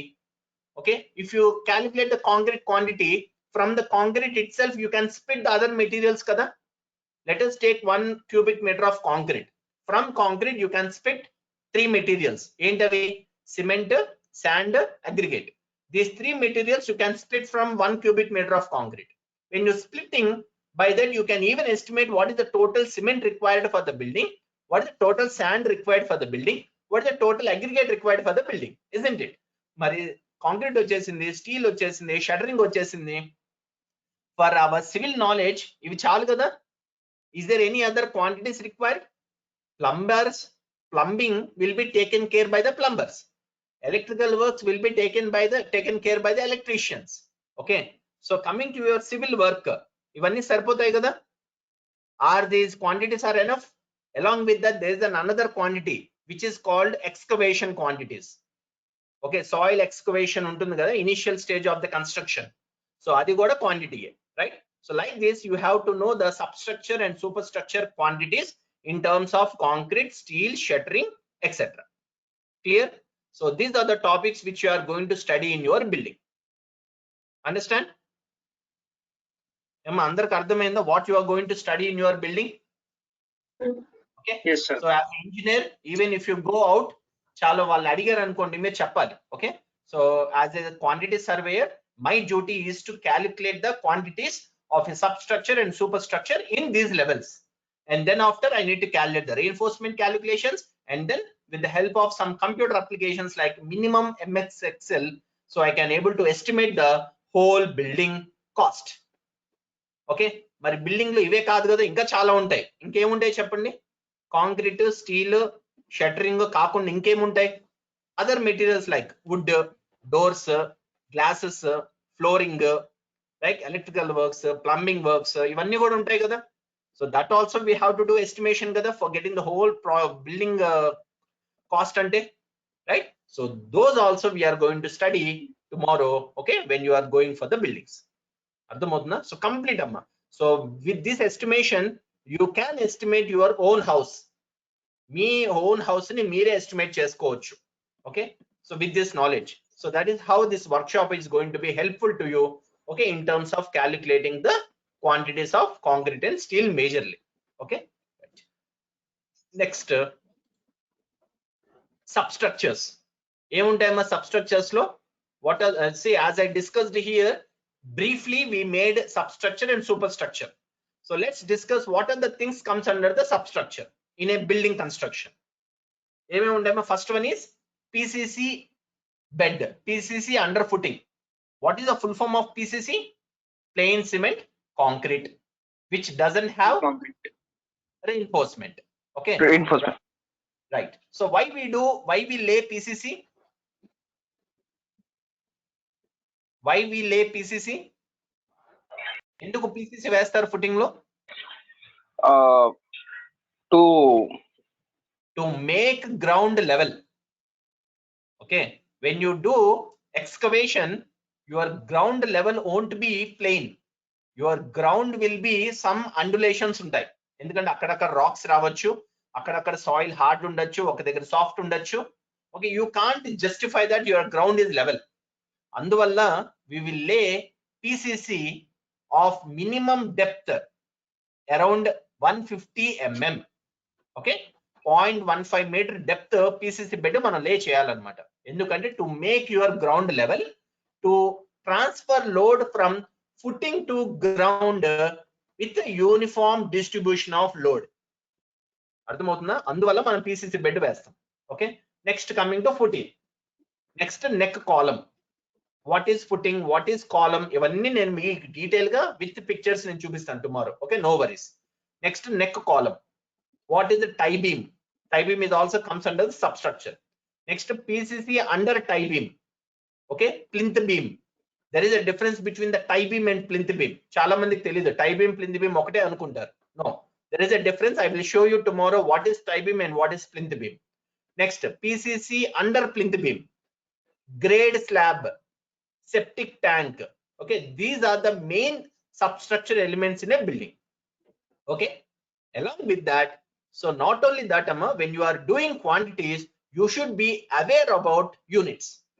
ఎవరికైతే units రావో వాళ్ళు అసలు civil engineer కాదు కదా, ఏ engineer అవ్వలేరు. నేను మళ్ళీ చెప్తున్నాను. because I'm very unfortunate to tell these things అమ్మా. చాలా మందికి వాల్యూమ్ అంటే ఏంటో తెలీదు, ఏరియా ఏంటో తెలీదు, అయినా వాళ్ళు civil engineering BTech degrees అయిపోతుంటాయి.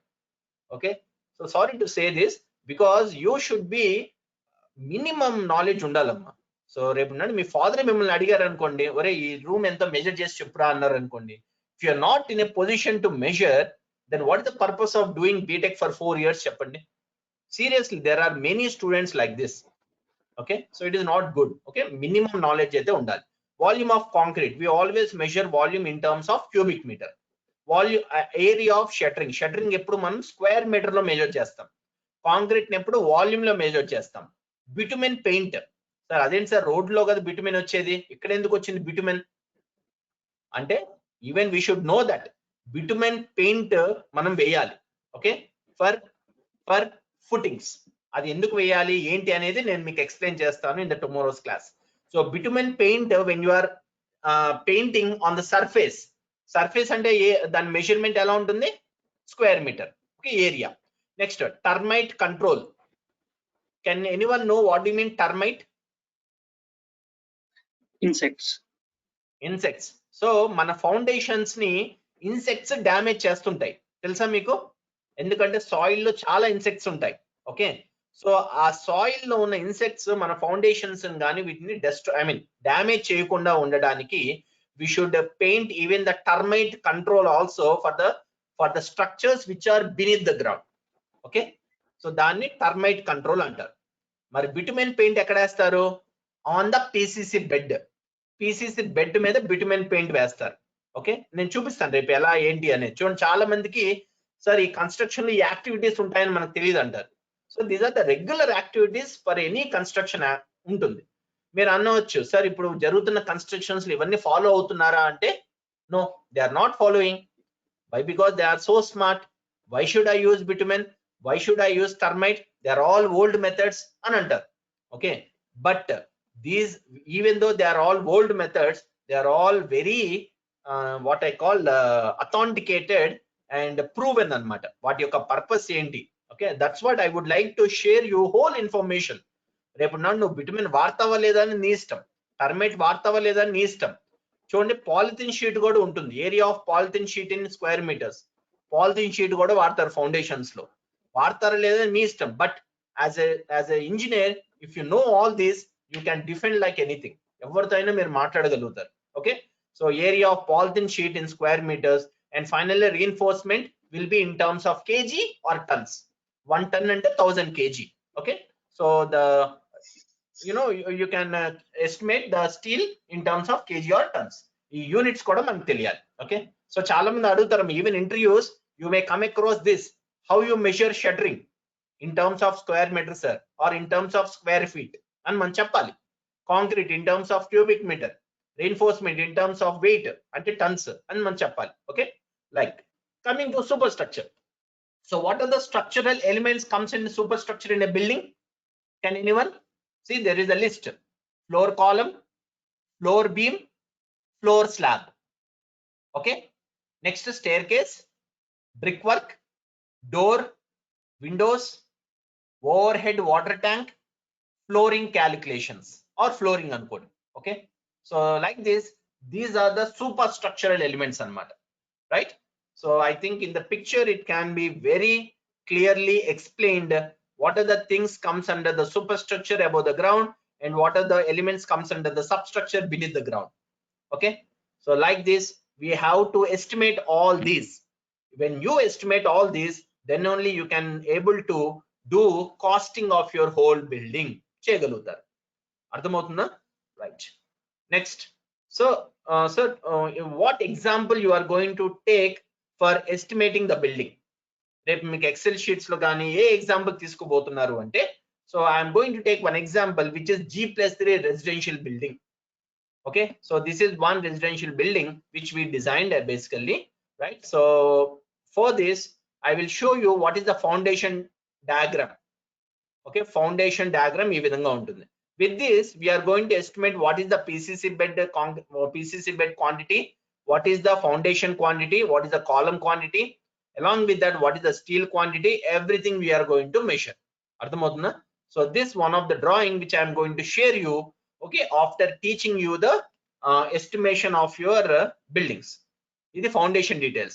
Next is the column details, okay, and next beam details, right? So basically the size of the building, so which we took is around 1380 square feet amma. Okay, so the which is around 30 by 46 area anamata idi. So which is having around 1380 square feet.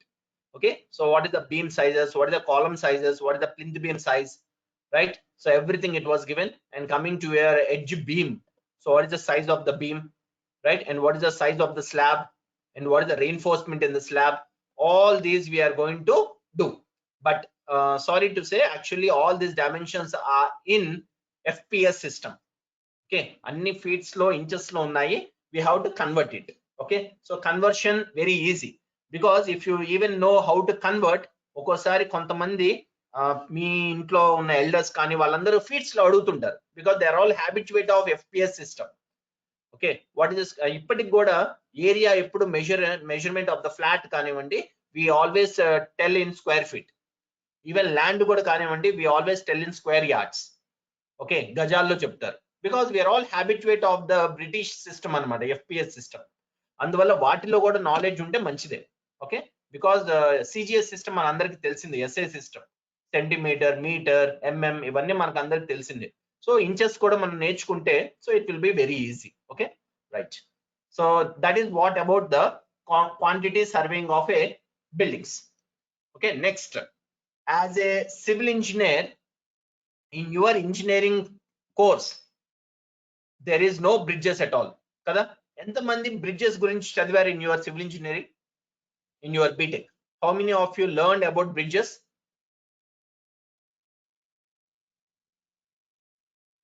అసలు bridges ఏంటి, bridge లో ఇలాగా ఇప్పుడు ఎలా అయితే మనం buildings లో structural elements చూసామో, సబ్ స్ట్రక్చర్, సూపర్ స్ట్రక్చర్, ఈ విధంగా కంప్లీట్ గా బ్రిడ్జెస్ గురించి మీకు తెలుసా? Yes or no? మీకు అసలు కోర్స్ ఉందా, బ్రిడ్జ్ కోర్స్ అనేది ఏమైనా ఉందా? No, sir. No.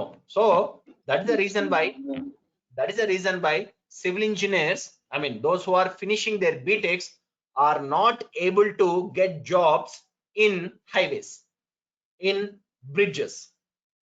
Okay, మీరు ఇన్ఫ్రా ప్రాజెక్ట్స్ చూడండి, పెద్ద పెద్ద కంపెనీస్, ఇన్ఫ్రా కంపెనీస్ ఉంటాయి. ఆ కంపెనీస్ అందరూ they work lot of projects in bridges. If you're not aware, or if you're not having a knowledge in bridges, how can they recruit you? ఇప్పుడు చూడండి, buildings లో ఎలా అయితే మీరు సబ్ స్ట్రక్చర్, సూపర్ స్ట్రక్చర్ చెప్తున్నారో, ఇదే విధంగా you should be in a position to tell all elements, even the bridges also. అప్పుడే మీరు వాటిలో కూడా జాబ్ తెచ్చుకోగలుగుతారు. Okay, that's why I would like to teach you even the bridges also. Okay, so that's why, because I worked as a bridge engineer for 3 years before I starting my teaching career. I worked in Outer Ring Road, and I have executed 2 major bridges at Dundigal, Outer Ring Road, and I have executed one 380 meters of long pre-stressed concrete bridge at Karimnagar when I worked in Gayatri Constructions, and I executed around 64 or 68 foundations, piers of our L&T Metro from JNTU to SR Nagar, because I worked as a L&T contractor before I started my teaching. So that's how I'm aware about all bridge knowledge. So as I worked as a bridge engineer, I'm very much aware about all elements in the bridges. Okay, so that's why I can able to teach you practically what is bridge, what do you mean bridge, what are the elements in the bridge, how they are going to be function, everything I can able to teach you. Okay, so now let's see what do you mean bridge. So we all know bridge is a structure which is going to build to span a physical obstacle kada. To oka obstacle ni manam fill cheyali ante, to cross from one end to other end, so definitely you need a structure called a bridge. Okay, so what obstacles that bridge can able to cross? It can cross a water, or it can cross a valley, or it can cross a road, okay, without closing the way underneath. ఒక valley వెళ్తుంది అనుకోండి, వ్యాలీని నింపేసి road bridge చేస్తామా? No. If the water is flowing, you can't stop the water and lay bridge on that. Okay, if the railway track is going, you can't cut the railway track and lay a road or lay a bridge. Okay, so that's how bridge is only a structure which is constructed over an obstacle under danni. Ardhamavutunda? So bridge is a structure which is constructed over and paina on an obstacle. That obstacle might be a water, might be a valley, or might be a road, or might be a railway. అందుకే మీరు చూడండి ROBs అంటారు. ఎంతమంది తెలుసు ROB అంటే? How many of you know about ROB? ROB అంటే full form ఏంటమ్మా? Sir road over bridge. Road over bridge అదొకటేనా? రోడ్ ఓవర్ బ్రిడ్జ్ అనొచ్చు, రైల్వే ఓవర్ బ్రిడ్జ్ అనొచ్చు, రివర్ ఓవర్ బ్రిడ్జ్ అని కూడా అనొచ్చు. ఓకేనా? Any bridge which is constructed over the road is called ROB. Any bridge which is constructed over the railway is called a railway over bridge. Any bridge which is constructed over the river is called river over bridge అంటారు. అర్థమవుతుందా?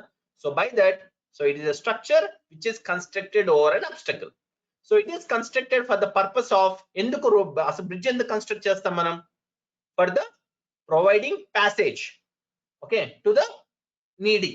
ఎవరైతే ఇటు నుంచి అటు వెళ్ళాలనుకుంటున్నారో for the passage, okay, for the vehicular passage avvachu, for a manual passage avvachu. Okay, for that bridges are going to be constructed. If you take a pedestrian bridge is only for manual walking. Okay, so ade mana major bridges kanivandi, it is for transport, it is for vehicular passing.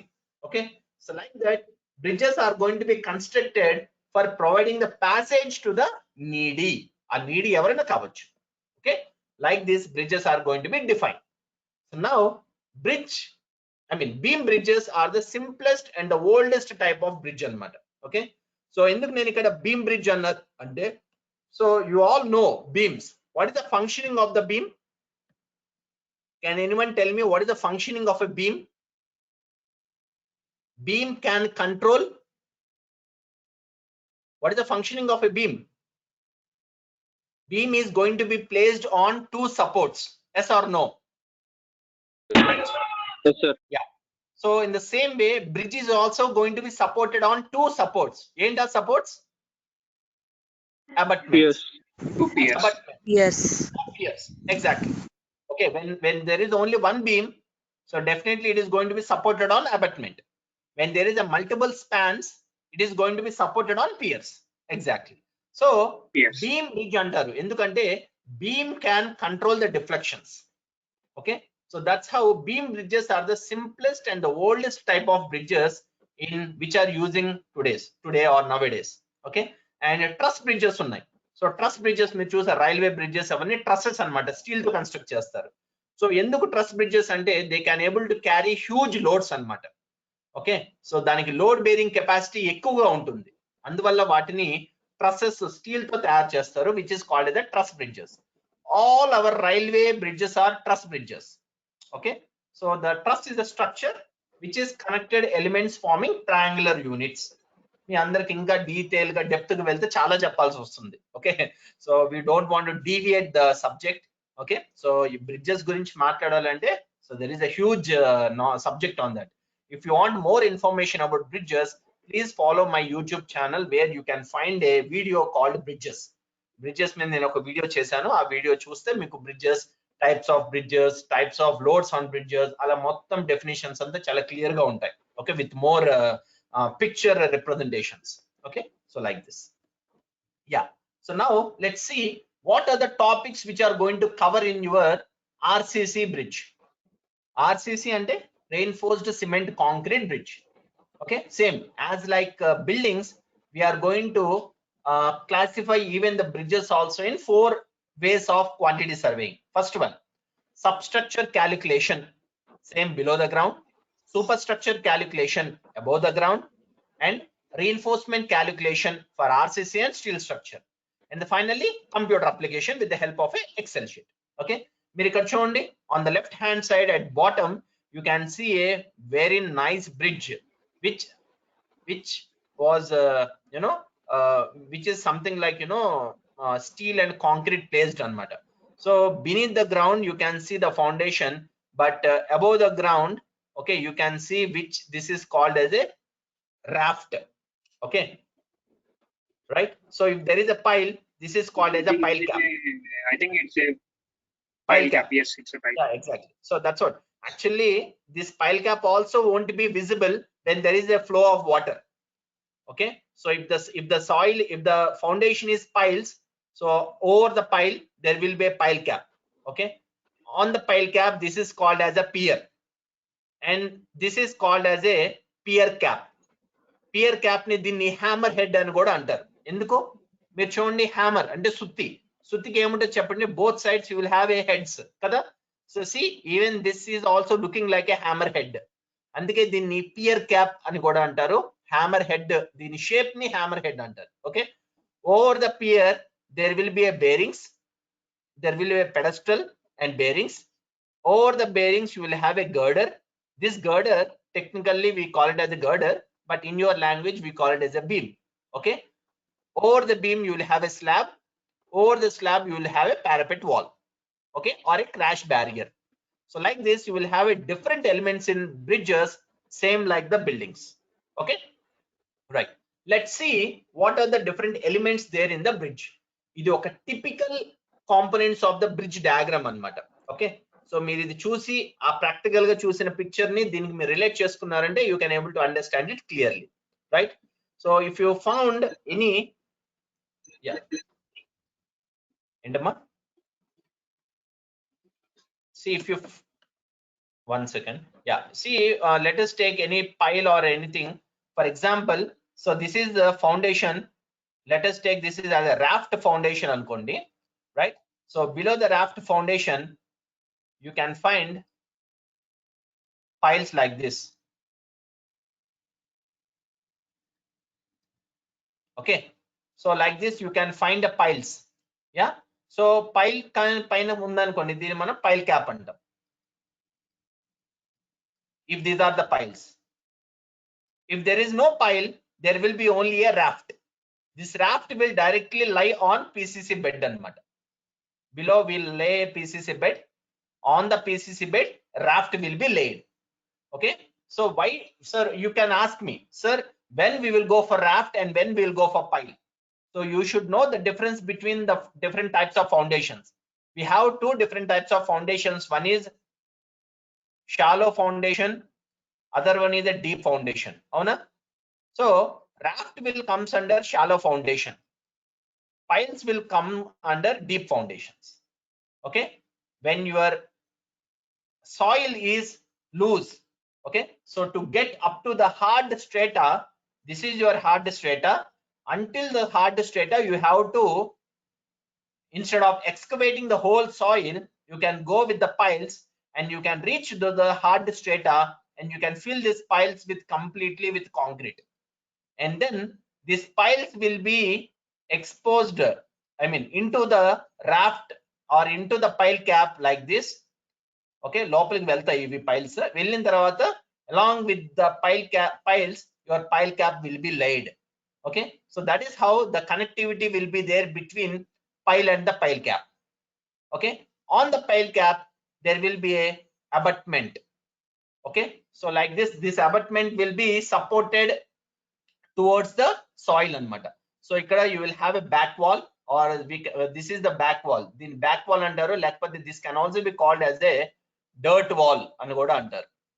Okay, చాలా technical words ఉన్నాయమ్మా, మీరు confusion అవ్వకండి. So when you work with bridges definitely it will be very interesting than the buildings.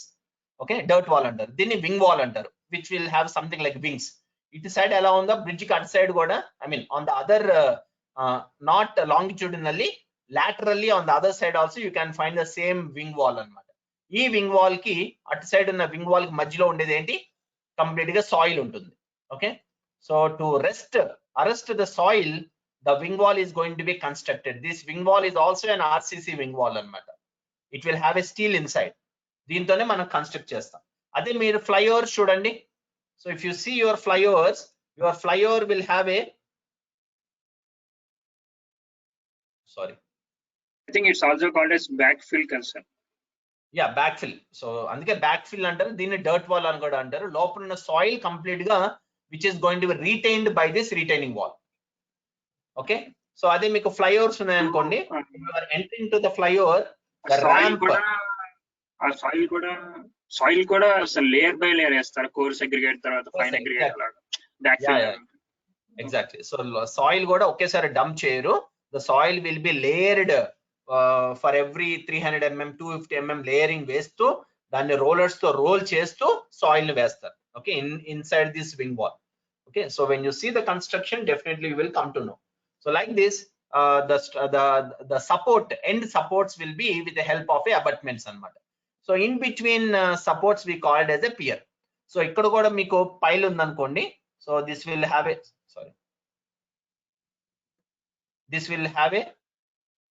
piles, and this is have a pile cap. దీనికి piles ఉంటే pile ఉంటుంది. piles ఉన్నాయనుకోండి, దీనికి same, దీనికి కూడా పీసీసీ బెడ్ వేయాల్సిందే. పీసీసీ బెడ్ తర్వాత this piles will be exposed into the cap. So then this will be a pile cap and then pier. Okay, and this is called bearing.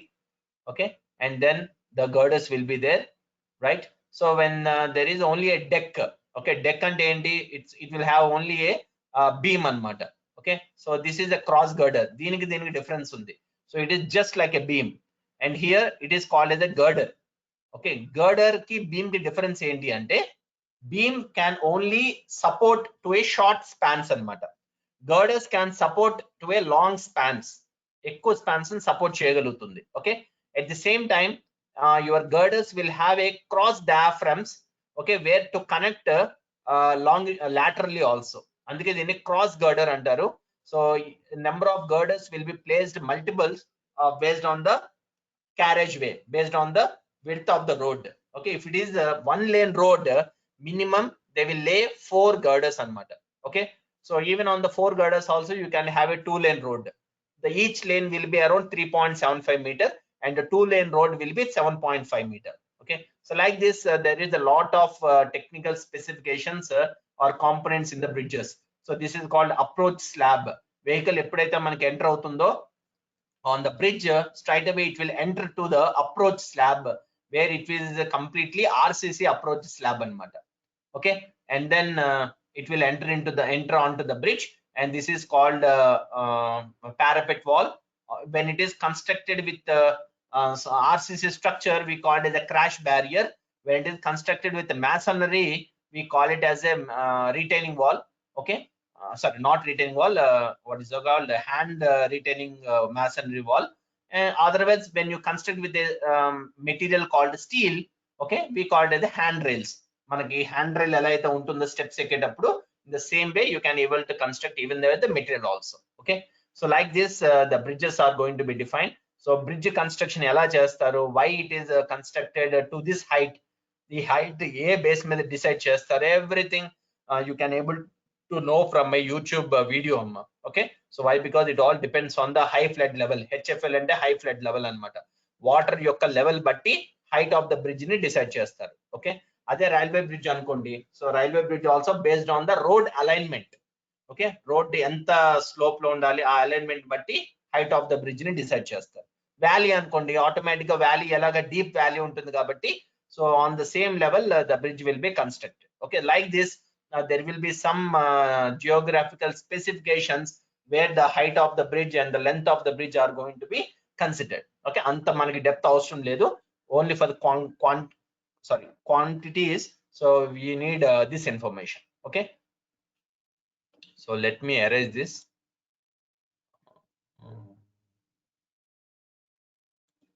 Yeah,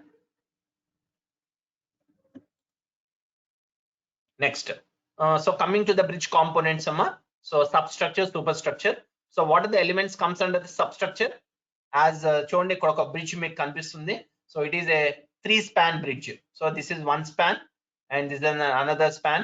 Okay, this is one span which is supporting abutment to pier, and this is another span which is supporting between 2 piers, and this is another span, right? So this is called a 3-span bridge anukondi. So substructure enti, as below the ground foundation is a substructure, pier kuda substructure antunnam. Enduku cheptunnanu cheppandi. So when the water is flowing till this level, okay, half of the pier will be considered as a substructure or a column, and abutment also will be under submerged condition kabatti abutment ni kuda okasari mana substructure gaani consider chestam when the bridge was constructed, okay, for to cross a river, okay. అదే కాకుండా bridge అనేది ఒక రైల్వేని cross అయింది అనుకోండి, then whatever the structure we construct below the ground is called a substructure and above the ground is called a super structure, okay. So that's how we can able to consider the substructure, sorry, substructure,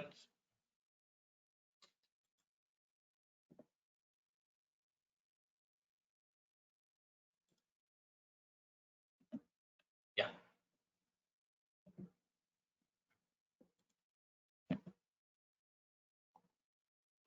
substructure and superstructure of the bridges, okay. So that is how the structure is going to be classified. Superstructure lo em unchodi, any structure above bearing. Above bearing ante enti?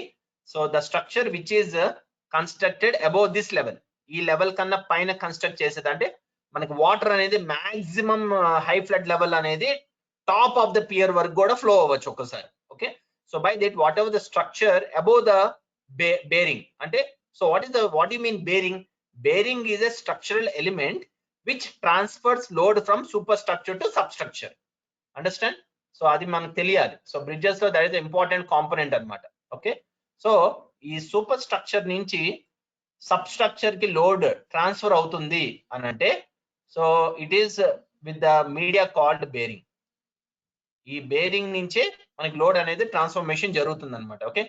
So that is why bearing is a structure which used to transfer load, which is the purpose to transfer load from superstructure to substructure antam, okay. So that's why above the bearing structure is completely called as superstructure. Below the bearing, whatever the structure you see, they are all substructures under, okay, like abutments, foundations, piers and all. Superstructure lo em vastayi? Girder vastundi, slab vastundi, okay, inka wearing surface అంటే road wearing top ఉంటుంది కదా అది కానీ, as a slab or deck. మనం buildings లో slab అంటాము, bridges లో we should call it as a deck, okay. Bridges లో మనం స్లాబ్ అనకూడదు, we should call it as a deck అన్నమాట, డెక్ స్లాబ్ అనాలి. And retaining wall, whatever the wall we construct as a crash barrier, so that is also a superstructure, okay. So like this, they are all these are the structural elements in the bridges, okay. So next, these are the examples of the structures which I have executed while I am working as a bridge engineer, okay. So these are the structures. I think if you see this structure, this is at Dundigal Outer Ring Road. So this is the complete structure which I have executed while working in Gayatri Construction Sama. So this is completely voided slab, ante దీనికి girder ఉండదు, ఇది complete గా ఒకే slab అన్నమాట, okay. So the height of the slab is 2 meters. Imagine మన buildings లో slab thickness ఎంత ఉంటుందమ్మా? Buildings లో స్లాబ్ థిక్నెస్ 125 mm మినిమం ఉంటుంది, అవునా? 125 mm. హార్డ్లీ ఎంత ఉంటుంది? మాక్సిమం 300 mm, అవునా? రైట్. అదే బ్రిడ్జెస్ లో స్లాబ్ థిక్నెస్ ఎంత ఉంటుంది? బ్రిడ్జెస్ లో కూడా 350 mm ఆర్ 500 mm ఉంటుంది. అదే వాయిడెడ్ స్లాబ్ అనుకోండి, something like this. So the slab thickness is 2 meters. 2 meters అంటే మీ రూమ్ లో half of the height అన్నమాట, okay. Almost half of the height of your building room and each story, okay, అంత thickness ఉంటుంది. And the length of this each span is around 30 meters and width is 19.25 meter అన్నమాట. So ఇదే structure ఇక్కడ construction జరిగేటప్పుడు తీసిన picture, okay. So like this, the bridge is constructed on the obstacle called a small canal or a small valley, sorry small river, okay, some flow of water anukondi, right. So these are the structures which are executed, and this is also other structures which is executed at Outer Ring Road. So this is bridge, I mean main structure anamata, ఇది underpass, okay. So మనకి service road నుంచి under passes ఉంటాయి కదా, so అందుకే దీన్ని single cell and double cell box under passes అంటారు, box culverts లాగా, right. So like this structures are things, and this is also other structure in Outer Ring Road itself, and this is also an underpass, So which is supporting only on 2 piers, right? If you want abutment మీద లేదు, direct గా Pierce మీద arrest అయ్యింది. Piers, pier cap, and this is a single slab. దీనికి girder ఉండదు. Okay, so they won't be any girder or any beam.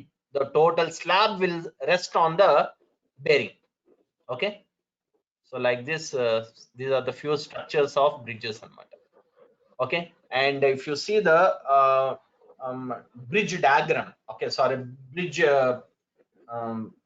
structural diagram చూస్తే, so as an engineer you all should know the specifications and notes which was mentioned on the diagram sheet.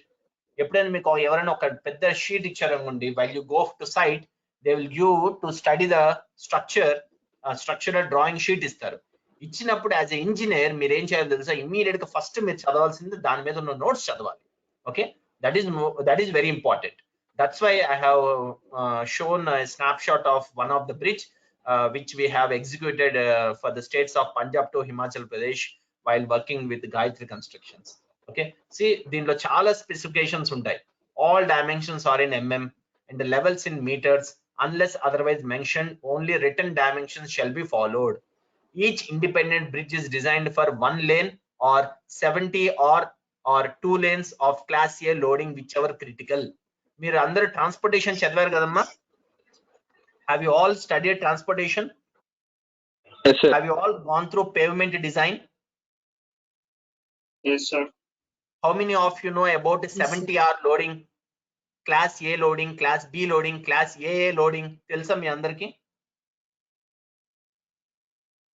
For designing the bridges, you have to go with design of lane based on the loading. Okay, 70R loading antaru, class A loading antaru, class A loading, class B loading. So total 4 loadings ఉంటాయి. Okay, ఆ bridge ఏ loading కి design చేశారు అనేది కూడా మీకు drawing specifications లో clear గా మెన్షన్ చేస్తుంటారు. And next, grade of concretes. See as a buildings లో maybe you may follow the whole building with the same grade of concrete. మీరు ఫౌండేషన్స్ దగ్గర నుంచి స్లాబ్ వరకు మొత్తం M20 గ్రేడే మీరు వాడచ్చు, ఏం పర్లేదు. Okay, but it is not same in bridges లో కంపల్సరీ స్ట్రక్చర్ బట్టి, ఆ స్ట్రక్చర్ యొక్క స్పెసిఫికేషన్ బట్టి మనం గ్రేడ్ ఆఫ్ కాంక్రీట్ వాడాలి. మీరు చూడండి, levelling course. What do you mean levelling course? Below foundation. దీన్ని మనం ఇందాక చెప్పాం, ఏమంటారమ్మా దీన్ని?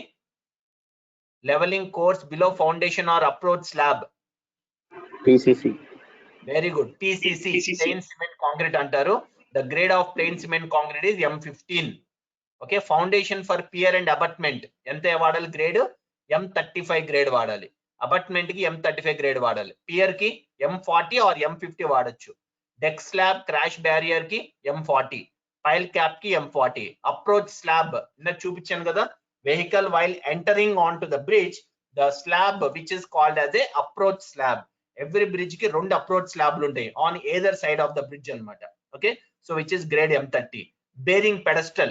చూడండి, అన్నిటికన్నా ఎక్కువగా ఉండే గ్రేడ్ దేనికి ఉంది చూడండి? హైయెస్ట్ గ్రేడ్ ఉన్న ఎలిమెంట్ ఏంటి బ్రిడ్జ్ లో? Bearing pedestal. Bearing pedestal. Why? Can anyone tell me the reason why bearing pedestal is having a more grade of concrete?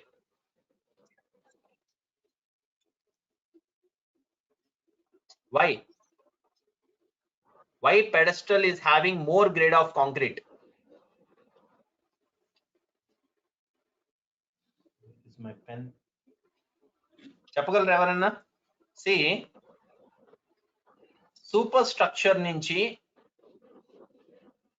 the load transferring from superstructure to substructure is carrying by bearing. Avuna? As you know, concrete is good in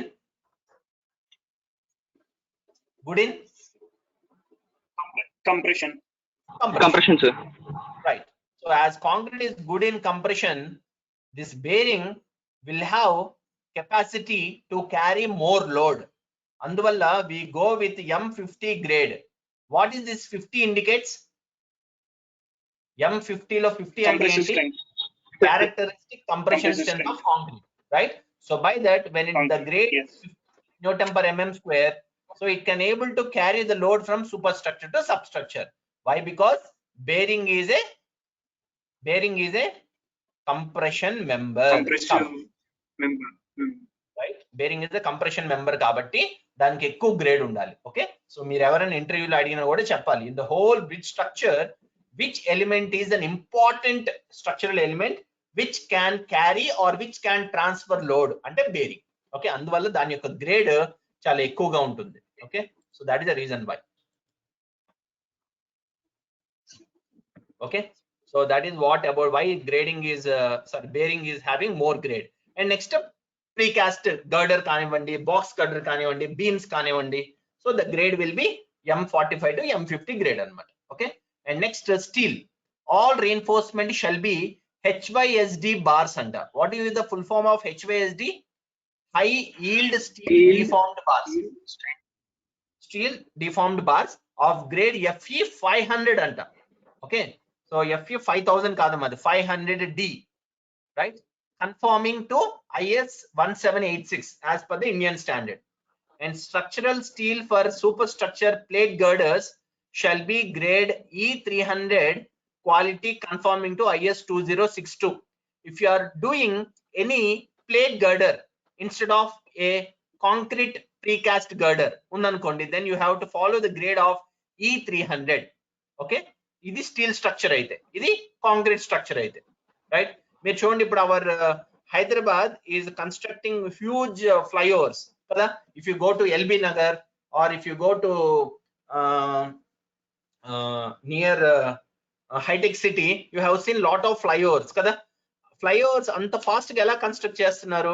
it is just because of using steel girders అన్నమాట, plate girders వాడుతున్నారు. Okay, so by that your construction will be very fast. Okay, so you ఎందుకని when they design, they won't specifically mention you to go only with concrete. Steel వాడితే steel కూడా ఏది వాడాలో కూడా చాలా clear గా mention చేస్తారు. Okay, and next seismic zone. Seismic zone 5th zone లో ఉందంట ఆ bridge as per IRC 6/2010. Okay, so like this every specification will be given for FRL అంటే full reservoir level, curvature, median width and super elevation details refer to respective drawing. Any discrepancy must be brought to the notice of consultant before execution. Okay, ఇవన్నీ ఉంటాయి. So when you are constructing a bridge over a river, so you have to see what is your river curvature. Okay, river యొక్క opening ఎంత ఉంది, ఇవన్నీ కూడా చూసుకోవాలి. And what is your full reservoir level అనేది కూడా మనం చూసుకోవాలి. ఓకే, సో ఇలా అన్ని స్పెసిఫికేషన్స్ ఇస్తారమ్మా. And all bearings shall be POT or PTFE type అంటారు. ఓకే, సో దీన్ని POT అంటే పాట్ బేరింగ్ అన్నమాట. So pot bearings all are made up of iron. Okay, pot bearing అంటే ఐరన్ తో తయారు చేస్తారు. అండ్ ఎలాస్టోమెరిక్ బేరింగ్స్ అంటారు, which is made up of rubber. Okay, so like this bearings will be different types అన్నమాట. And bearing capacity of soil. So why bearing capacity is important? Why? Because when you are constructing a foundation on soil, you have to have a notice or you have to have an what you call understanding about what is the soil capacity, bearing capacity of soil కూడా ఎంత ఉందో తెలియాలి. అబాట్మెంట్ దగ్గర bearing capacity of soil 35 tons per square meter ఉందంట. Okay, see why it is mentioned in square meter? Why? Because your foundation will be in terms of square meter ఉంటుంది కదా. అంటే అబాట్మెంట్ యొక్క, so when you are constructing your abutment, your soil bearing capacity can able to withstand a load of about 35 tons per square kilometer. ఒక్కొక్క square metre కి 35 tons load ని ఆ soil bear చేయగలుగుతుంది అనేది మీనింగ్ అన్నమాట. Not only abutment, even pier కానీ abutment కూడా same. Abutment 1, abutment 2. Why? Because every bridge will have 2 abutments. Okay, so will have ఈ బ్రిడ్జ్ కి 5 పియర్స్ ఉన్నాయన్నమాట. So like this total soil will can able to carry up to a load of 35 tons per square meters. అది కూడా mention చేశారు. Okay, so and strip seal type expansion joints కూడా ఉంటాయమ్మా. Not only మన buildings లో పెద్దగా expansion joints పెట్టాం. Can anyone tell me for what span we have to go with expansion joint? Anyone? For what length or what span you have to go for expansion joint? For every Anyone? 3 to 6 meters. For every 30 meters. Okay, so మనం అందుకే buildings లో ఎక్కడ expansion joint వాడం. Why? Because you are building maximum it may be have 6 meters or 7 meters ఉంటుంది అంతే. Okay, అదే మీరు long slabs మీరు క్యాస్ట్ చేస్తున్నారు అనుకోండి, okay, you have to go with expansion joints at middle of the every 30 meters of span. Okay, cut చేసి అక్కడ మనం ఎక్స్పాన్షన్ జాయింట్స్ ప్లేస్ చేయాలి. సార్ ఎక్స్పాన్షన్ జాయింట్స్ అంటే ఏంటి? Why they gonna use expansion joints for every 30 meters of span of the slab? So due to temperature, every concrete and every steel in concrete will try to expand అయినప్పుడు మీరు joint ఇవ్వలేదు అనుకోండి, there will be a possibility of cracks in the slab. అందువల్ల for every 30 meters you're gonna place some thermocol sheet or some rubber, okay, in between the slab anamata, okay, to control the expansion, to control the expansion failures ni control cheyadaniki expansion joints ni provide chestaru. Ekkada provide chestarante, let me show you in the bridge diagram itself. ఇది చూడండి, ఎక్కడ ఉంది expansion joint? ఇక్కడ ఉంటుంది. Okay, ఇది ఒక span. ఈ span అయిపోయిన తర్వాత ఇంకొక స్పాన్ కి మధ్యలో ఎక్స్పాన్షన్ జాయింట్. అందుకే మీరు బ్రిడ్జ్ మీద ఎప్పుడైనా వెళ్ళేటప్పుడు you can find that jumping. ఒక్కొక్క జాయింట్ దగ్గర మీరు కొద్దిగా వెహికల్ జంప్ మీరు ఫీల్ అవుతారు. ఆ జంప్ ఎందుకు వస్తుంది అంటే, there you can see the expansion joint. అక్కడ మెటల్ స్ట్రిప్స్ ఉంటాయి. ఆ మెటల్ స్ట్రిప్స్ మధ్యలో సమ్ రబ్బర్ కానీ థర్మోకోల్ షీట్స్ కానీ ఉంటాయి అన్నమాట. Okay, so for every span there will be an expansion joint. Okay, so like this, that is the purpose of an expansion joint. So అది కూడా mention చేశారు clear గా. And for plan and profile details you have to refer this drawings అని. Okay, like this specifications will be given. So this detailed knowledge meeku undalannamata. Okay, not only bridges, even building drawings meeku ichina kuda first you have to go with the specifications. Okay, ivanni eppudaithe meer chadivi keen ga untaro, then you can become a good engineer, or site engineer kavachu, or quantity engineer kuda avutavachu. Okay, right. So that ends with the first day of lecture amma. So that's it. So now it's time for questionnaire. Any questions you have, please you can. Okay, so by that we can have a few minutes interaction. Okay, so by that we can wind up. Yeah. So expansion joints will reduce the cracks in the bridge, sir. Expansion joints will reduce the cracks in the bridge, sir. Yeah, it won't reduce them. It won't, sorry, expansion joint won't reduce. Expansion joint will control not to get cracks due to temperature. Okay. Okay, asal aa cracks raakunda chustund anamata. That's why it is going to provide for every span ki provide chestar. Okay, right. Inka any doubts? Sir, మీరు చెప్పారు కదా sir NAC.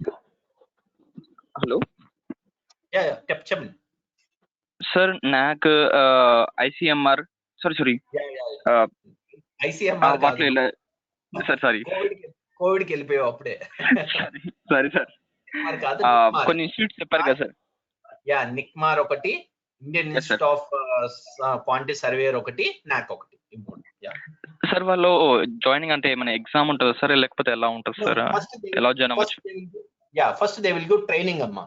ఆ training తీసుకున్న తర్వాత వాళ్ళు exam పెడతారు. ఆ exam లో మీరు క్వాలిఫై అయితే then they will certify. That is how the procedure happens. మీరు ఆ వెబ్సైట్స్ లోకి వెళ్తే నేను ఏవైతే చెప్పానో, ఇప్పుడు నిక్మార్ అనుకోండి, NICMAR is something like a PG course, 2 years course. అది మీరు చేయాలి, సర్టిఫై అవ్వాలి, వాళ్ళు మీకు సర్టిఫికేట్ ఇస్తారు. Along with that they will show you the placement. NAC అనుకోండి, క్వాంటిటీ సర్వేయర్ కోర్స్ ఉంటుంది. It will be around 25,000 to 30,000 cost ఎంతో ఉంటుంది. ఆ కోర్స్ మీరు చేయాలి. It will be around 2 to 3 months course అనమాట. ఆ కోర్స్ చేసిన తర్వాత NAC మీకు సర్టిఫికేషన్ చేస్తుంది యాజ్ ఎ క్వాంటిటీ సర్వేయర్ అని. ఆ సర్టిఫికేట్ తీసుకెళ్లి మీరు ఏ కంపెనీలో చూపించినా మీకు జాబ్ వస్తుంది. అంటే అంత వాల్యూ అనమాట సర్టిఫికేట్. అట్లా. ఓకే సార్, అంటే దానికి ఏం ఎంట్రన్స్ టెస్ట్ ఉండదా సార్? ఏముండదమ్మా, నిక్మార్క్ ఎంట్రన్స్ ఉంటుంది. You have to crack the entrance exam for NICMAR, but others no need of any entrance. You can go and join by paying the registration fees. Okay sir. Any doubts? Sir yeah చెప్పండి. ఇందాక 2 meters deep వాయిడెడ్ slab అన్నారు కదా bridge construction లో. Yeah ఆ వాయిడెడ్ slab ఎట్లా construct చేస్తారు? అది ఎలా చేస్తారంటే అమ్మా, so I will show you.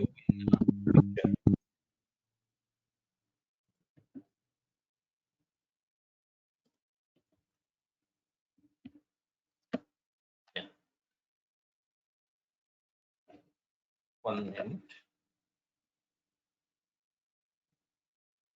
Just now I removed my gloves. That's okay. See, your slab will be like this.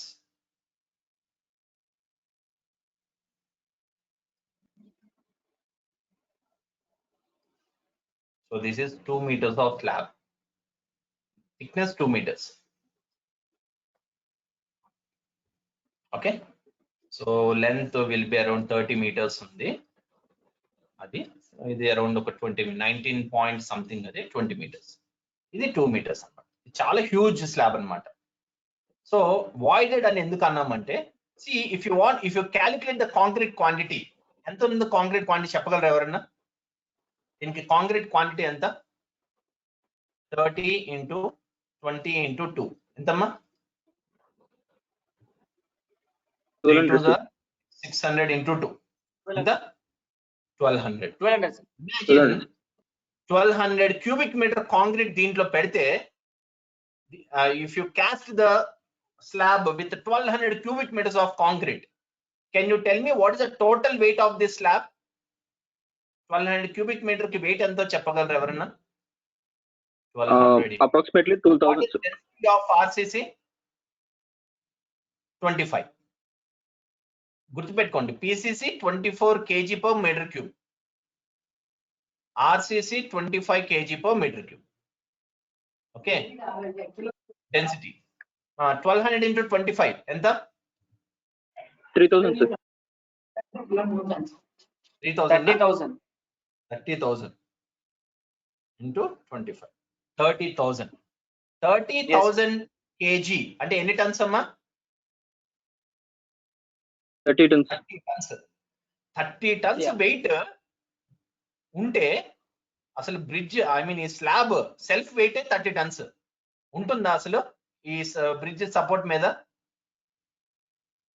దాని యొక్క సెల్ఫ్ వెయిట్ 30 tons వెయిట్ ఉంటే ఉంటుందా? ఉండదు. No sir.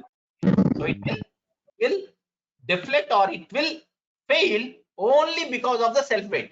30 tons self weight ఉంటే దాని సెల్ఫ్ వెయిట్ కి అది పడిపోతుంది. ఓకే, అందువల్ల ఇలాంటి స్లాబ్స్ ఏం చేస్తారంటే, they will provide voids like this. ఇలాగా లోపల వాయిడ్స్ ప్రొవైడ్ చేస్తాం అన్నమాట. ప్రొవైడ్ చేయడం అంటే, so they will prepare some aluminium voided forms ని provide they will try to prepare. వీటిని తీసుకొచ్చి ఇక్కడ ప్లేస్ చేస్తాం. ఎలా ప్లేస్ చేస్తామంటే, with some distance we will place it. ఇది హాలో, లోపల ఏమి ఉండదు, ఖాళీ ఎయిర్ అన్నమాట. ఇలాంటి వాయిడ్స్ ని లోపల మనం ప్రొవైడ్ చేస్తాం. Okay, so like this we provide, and in between the voided forms, దీని వాయిడ్ ఫార్మ్ అంటారు అనమాట. ఓకే, అందుకే దీనికి వాయిడెడ్ స్లాబ్ అని పేరు, వాయిడెడ్ ఫార్మ్ ఇది. In between the voided form they will make the reinforcement. ఇది మొత్తం reinforcement, they will construct the rebarring here. Okay, steel rods, vertical గా steel rods, horizontal steel rods మొత్తం construct చేస్తారు in between. ఇక్కడ కానివ్వండి, okay, so మొత్తం gaps లో ఇక్కడ కూడా కంప్లీట్ స్టీలే ఉంటుంది అనమాట. Okay, and then they will pour concrete. Okay, ఇప్పుడు నేను కాంక్రీట్ పోర్ చేస్తే will it be 30,000, will it be 1200 cubic meter? Will it be 1200 cubic meter? ఉండదు. ఎందుకు? ఈ లోపల ఉన్న గ్యాప్స్ లో ఈ వాయిడ్స్ అనేవి కాంక్రీట్ క్వాంటిటీని తగ్గించింది. అవునా? Right.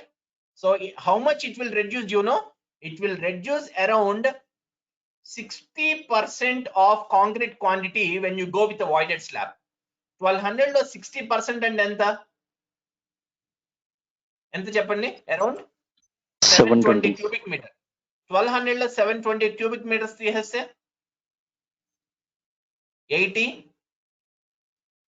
480 cubic meters.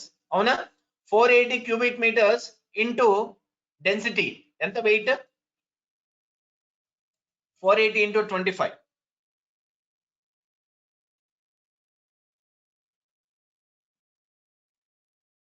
12 tons. Weight ఎంత తగ్గిందమ్మా? 30 tons వెయిట్ ఉండాల్సిన స్లాబ్ 12 tons కే పడిపోయింది. Okay, so with the help of this voids you can reduce the self weight of the bridge and you can function this bridge same like a girder bridge అన్నమాట. Okay, girder bridge ఎలా అయితే functioning చేస్తుందో అలాంటి functioning వాయిడెడ్ slab కూడా మన functioning ఇవ్వచ్చు. ఏ విధంగా? by providing a voided forms inside the deck. Okay, provide చేసి to reduce, ఇది ఎందుకు? కేవలం to reduce the concrete quantity చేసి దాని ఫంక్షనింగ్ దీనికి ఇవ్వచ్చు అన్నమాట. మీరు అనొచ్చు, sir then why can't we go with girder instead of voided slab? Why should we go with voided slab? అంటే మీరు ఒకసారి ఆలోచించండి, instead of going with girder bridge, voided slab construction easier, girder bridge construction easier? Girder bridge అంటే, so there will be girders like this, individual girders ఉంటాయి. Okay, I mean I have showed you the picture. Yeah, మీరు చూడండి picture, నేను మళ్ళీ చూపిస్తాను. Individual గర్డర్ bridge కి వాయిడెడ్ slab కి difference చూడండి. ఏది ఈజీ ఆఫ్ కన్స్ట్రక్షన్ మీరే చెప్పొచ్చు. ఇప్పుడు ఇక్కడ కనిపిస్తుందా? ఇది గర్డర్ బ్రిడ్జా వాయిడెడ్ స్లాబా? గర్డర్ bridge. Girder bridge. How many girders ఉన్నాయి? In its lateral direction, how many girders are there? 1, 2, 3, 4, 5, 6. Around 6 girders ఉన్నాయి. ఇది construction ఈజీయా?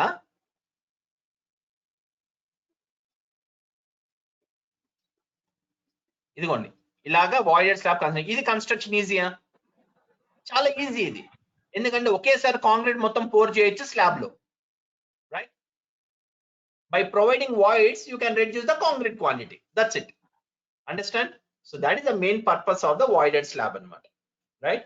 So alaga man outer ring road lo unna slabs anni major ga few long spans unna slabs anni voided slabs. Meer kinda nunchi chuste meeku telustundi edaithe plain surface untundo gutter lekunda, so those all bridges are voided slabs anamata, voided bridges under one. Okay, so that is the main purpose of a voided slab. Clear? Doubt? Okay sir, clear. Thank you sir. కావాలంటే ఒకసారి నేను వాయిడెడ్ slab కూడా చూపిస్తాను.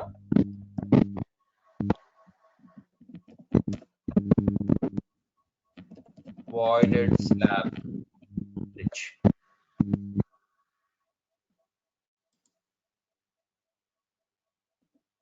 ఇలా voids provide చేస్తారు. Okay, చూసారా? ఇదిగోండి ఇక్కడ కూడా ఉంది. ఇదేంటిది? వాయిడెడ్ ప్రీకాస్ట్ సెగ్మెంట్స్ ఇవి. ఇలా వాయిడ్స్ ప్రొవైడ్ చేసిన దానిలో ఏమవుతుంది? You can reduce the concrete quantity. ఇక్కడ కాంక్రీట్ అవసరం లేదు కదా, ఆ విధంగా. Right, so that is the main purpose of the voided slab. ఈ విధంగా గ్యాప్ ఇస్తారు, లోపల వాయిడ్స్ ప్రొవైడ్ చేస్తారు. You want to construct whole slab at once, you have to provide voids like this. చూసారు, నేను ఇందాక మీకు చెప్పాను కదా అల్యూమినియం పైప్స్ పెడతారని. ఇలా okay, this is all made up of aluminium pipes ఇలా ప్రొవైడ్ చేసి ఈ రెండింటి మధ్యలో బీమ్స్ రెయిన్ఫోర్స్మెంట్ కన్స్ట్రక్ట్ చేస్తారు. ఈ మొత్తం స్లాబ్ ని ఒకేసారి క్యాస్ట్ చేస్తారు. ఓకే, మాస్ కాంక్రీటింగ్ చేస్తారు కదా సార్? ఏంటమ్మా? Mass concreting work. Yeah, mass concreting, single attempt. I think this concreting will take around 24 hours time అన్నమాట. ఎందుకంటే 2 meters డెప్త్ కదా, లేయర్ గా వేస్తూ ఉండాలి. You can't take 2 meters of layer it is once. ఒక ఎడ్జ్ లో 2 meters complete చేసుకుంటూ వేయరు. ఫస్ట్ హాఫ్ మీటర్ ని మొత్తం లెవెల్ అంతా చేస్తారు, మళ్ళీ ఇంకో హాఫ్ మీటర్, మళ్ళీ ఇంకో హాఫ్ మీటర్, అలా కంటిన్యూస్ గా 24 hours లో టోటల్ స్లాబ్ ని ఒకేసారి కాస్ట్ చేస్తారు. Okay, it is very difficult. చాలా డేంజర్ కూడా ఉంటుంది దీంట్లో, ఎందుకంటే సెల్ఫ్ వెయిట్ చాలా ఎక్కువ కదా. సో అరౌండ్ 12 tons వెయిట్ ఉంటుంది. కింద ఫార్మ్ వర్క్ ఎంత స్ట్రాంగ్ గా ఉండాలంటే that's how we call that as a staging అన్నమాట. ఇలాంటి బ్రిడ్జెస్ కి సపోర్టింగ్ ని we call as a staging. ఆ స్టేజింగ్ కూడా చాలా స్ట్రాంగ్ గా ఉండాలి. Okay, why? Because it is completely huge mass construction అందులో. ఓకే రైట్, ఇంకా ఎనీ డౌట్స్? సార్ ఇక్కడ ఇప్పుడు వాయిడెడ్ స్లాబ్ వాడిన పర్పస్ వెయిట్ రెడ్యూస్ చేయడానికి కదా? మేజర్ గా నాట్ ఓన్లీ వెయిట్ రెడ్యూస్ చేస్తున్నాము, ఎట్ టైం కన్స్యూమింగ్ తక్కువ ఉంటుంది, సింగిల్ ఎట్ టైమ్ లో casting like this number of examples ఉన్నాయి. And not only that, long spans కూడా యూజ్ అవుతుంది. మోర్ దెన్ 30 meters స్పాన్ కూడా వాయిడెడ్ స్లాబ్ యూజ్ అవుతుంది. Long spans sir remaining concrete work ని weight తగ్గించడానికి ఎయిర్ ఎంట్రైనింగ్ అడ్మిక్చర్ వాడతారా? See, so when they start using concrete, okay, the purpose of using an air entraining admixtures అనేవి it is under clinical trials. ఎప్పుడు ఇవన్నీ experimental work గానే ఉన్నాయి. I mean to say there are lot of concretes, there are lot of special concretes, right? But in real applications, if you go and see all this like air entraining admixtures కానివ్వండి, like using of super plastizers కానివ్వండి, very few applications లోనే వాడుతుంటారు. ఇప్పుడు coming to this kind of heavy construction works, they use a super plastizers to make concrete workable అంతే. ఇలాంటి voided slabs cast చేసేటప్పుడు, as you said, instead of air entraining admixtures, they will try to use super plastizers to make concrete workable. ఎందుకంటే concrete చాలా flow అవ్వగలగాలన్నమాట. మీరు చూడండి 30 meters span అన్నప్పుడు ఒక end లో మీరు కాంక్రీట్ పోర్ చేస్తుంటే అది ఆల్మోస్ట్ ఒక 15 to 20 meters అన్న ఫ్లో అవ్వాలి. సో అలాగా they gonna use this kind of super plasters to make concrete workable. As you said, if you want to use air entraining admixtures to reduce the self-weight of the concrete, yes we can. But అక్కడ observe చేయాల్సింది ఏంటంటే, to make that air entraining admixture, air entraining admixture use చేసి ఆ concrete cast చేయాలి అంటే what is the cost? Again it is an admixture కదా, we have to spend money on that. So ఇలాంటివి కూడా అన్ని చూస్తారనమాట, ఎంత వర్కబుల్ అవుతుంది, ఎంత డ్యూరబుల్ ఉంటుంది. అందుకే అంటారు ఈ స్పెషల్ కాంక్రీట్స్ ఏవైతే మనకి ఇప్పుడు బాగా రీసెర్చ్ లోకి వచ్చాయో, they are all still in research. Very few applications లో వాడుతున్నారు అంతే. It is not came 100% out where every individual can be used. అంత ఫ్రీగా రాలేదు అసలు. Okay, so that is the main thing. Antegani we can reduce the concrete self weight by using these air entraining concretes also. Okay sir, thank you sir. So anything else?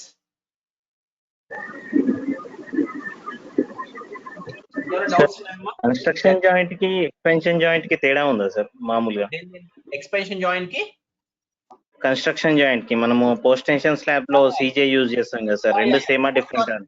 Exactly, both are different అమ్మా. Construction joint ఏంటంటే, say for example if you want to cast a column, okay, so column కి reinforcement ముందే అయిపోతుంది కదా. So when you lay plinth beam, along with the plinth beam you will construct even the column reinforcement also. avuna? Yes sir. Yes. After casting plinth beam, wherever the column portion is there, a column portion మీరు మళ్ళీ కటరింగ్ చేసి column ని caste చేయాలి. yes మరి అప్పుడు concrete ఏమైంది, set అయిపోయింది already. Okay, set అయిపోయినప్పుడు నెక్స్ట్ మీరు పోర్ చేసే కాంక్రీట్, ఆ సెట్ అయిన కాంక్రీట్ రెండు బాండింగ్ ఎలా జరుగుతుందా?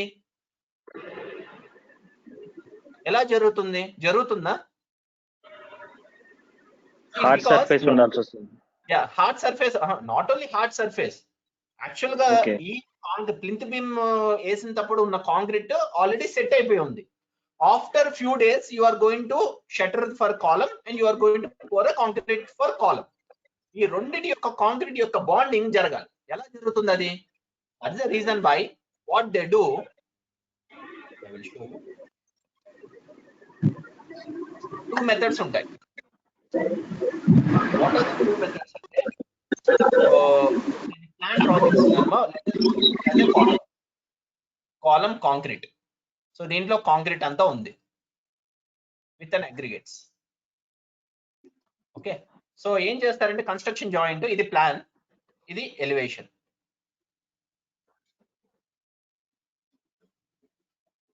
సారీ, ఓకే, ఇది బీమ్, రైట్. ఇప్పుడు ఈ పర్టికులర్ పోర్షన్ ఇది, రైట్. ఇప్పుడు ఇక్కడ ఆల్రెడీ కాంక్రీట్ అంతా సెట్ అయిపోయి ఉంది, అవునా, right. So this is having a aggregate, it is completely set. ఇప్పుడు షట్టరింగ్ ప్లేస్ చేశారు, లోపల రీఇన్ఫోర్స్మెంట్ రాడ్స్ ఉన్నాయి. Okay, so actually these rods will come like this.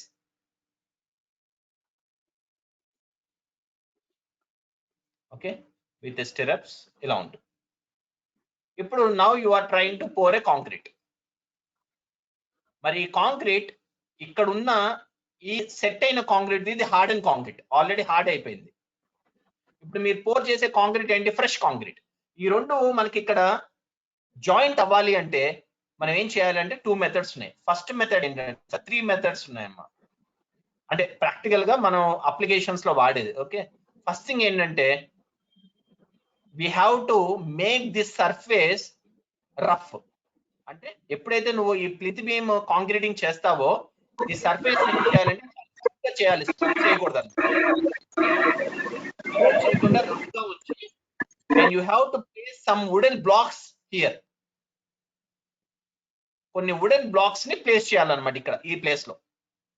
Wooden blocks అర్థమవుతుందా, వుడెన్ బ్లాక్స్ ని ప్లేస్ చేయాలి లోపలికి.